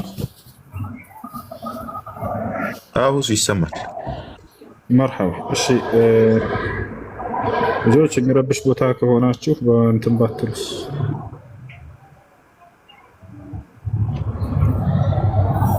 ሰላም አለይኩም።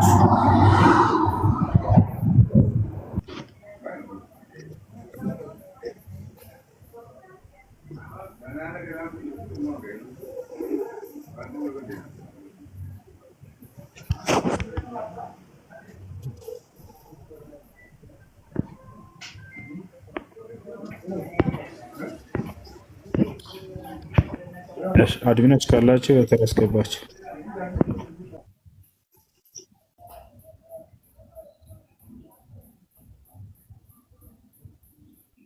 ቀጥል። ከላይ ያለው ልጅ ፊሽ ጀምረን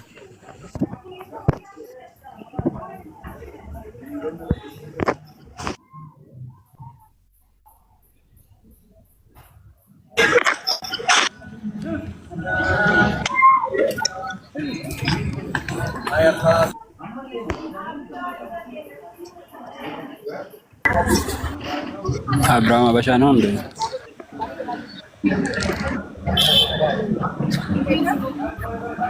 እሺ ታዝ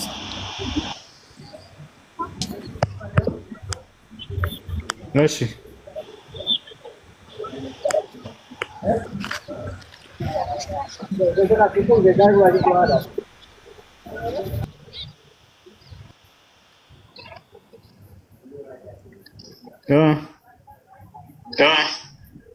ሰላም አለይኩም። እሱ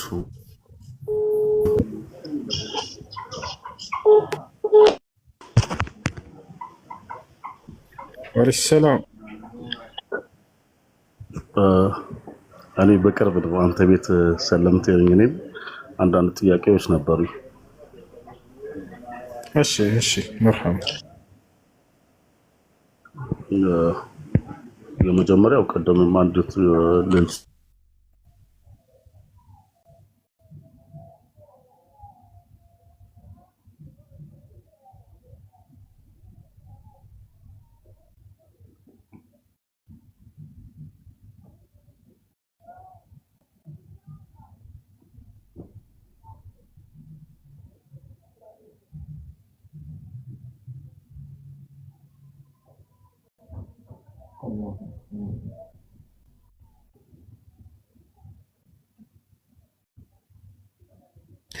ማለት አይሰማም።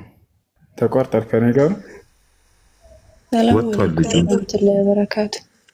ሰላም። እኔ አባቴና ወንድሜ ሲሞቱ አላውቅምና ለእነሱ ዱዓ ማድረግ እችላለሁ? አዎ ዱዓ ማድረግ እንትን ትችላላችሁ። በምን መንገድ ላይ እንደሞቱ ካላወቃችሁ ችግር የለውም። በክህደት ላይ ከሆነ አላህን ክደው ከሆነ ይቻላል። ሐለባ ለምን ቀረህ? ወላሂ በመጣ ደስ ላይ ነበር። ግን እንትን ምንድነው አብረን ልንመጣ የነበሩ ልጆች መንገድ እየጠየቅን ምናምን እንደዚህ መንገድ ላይ ነበረና በቃ እየተሳሳተን ብዙ መንገድ ይሄዳሉ ምናምን። ከዛ እንደዚህ ሲሆን አይ በቃ እንተው ተባባለን። ረፈደ 4 ሰዓት ከምናምን ነበር የወጣ ነው ከዚሁ ከዓለም ባንክ ምናምን እንትን ስንል ገና ስንት ሆነ መሰላችሁ? ማን ነው ዓለም ገና ምናምን የሚባለው ቦታ እዛ አካባቢ እንደደረሰን ወደ 12 ሰዓት ከምናምን ሆነ በዚሁ ገና። ስለዚህ የግዴታ የሚያውቀው ሰው ያስፈልጋል ቶሎ ደረስ ብለን እንድንመለስ። ወአለይኩም ሰላም ወራህመቱላሂ ወበረካቱ። ኢንሻአላህ ሌላ ቀን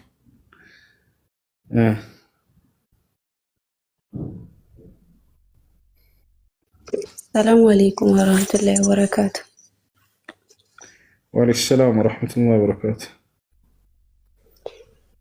ጥያቄ ስለ ዛካ ነውና ልጅ አለኝ። ልጅ አባቴ ጋር ነው። ከባሌ ጋር ተለያይተናል። ዛካ ለልጄ ማውጣት እችላለሁ?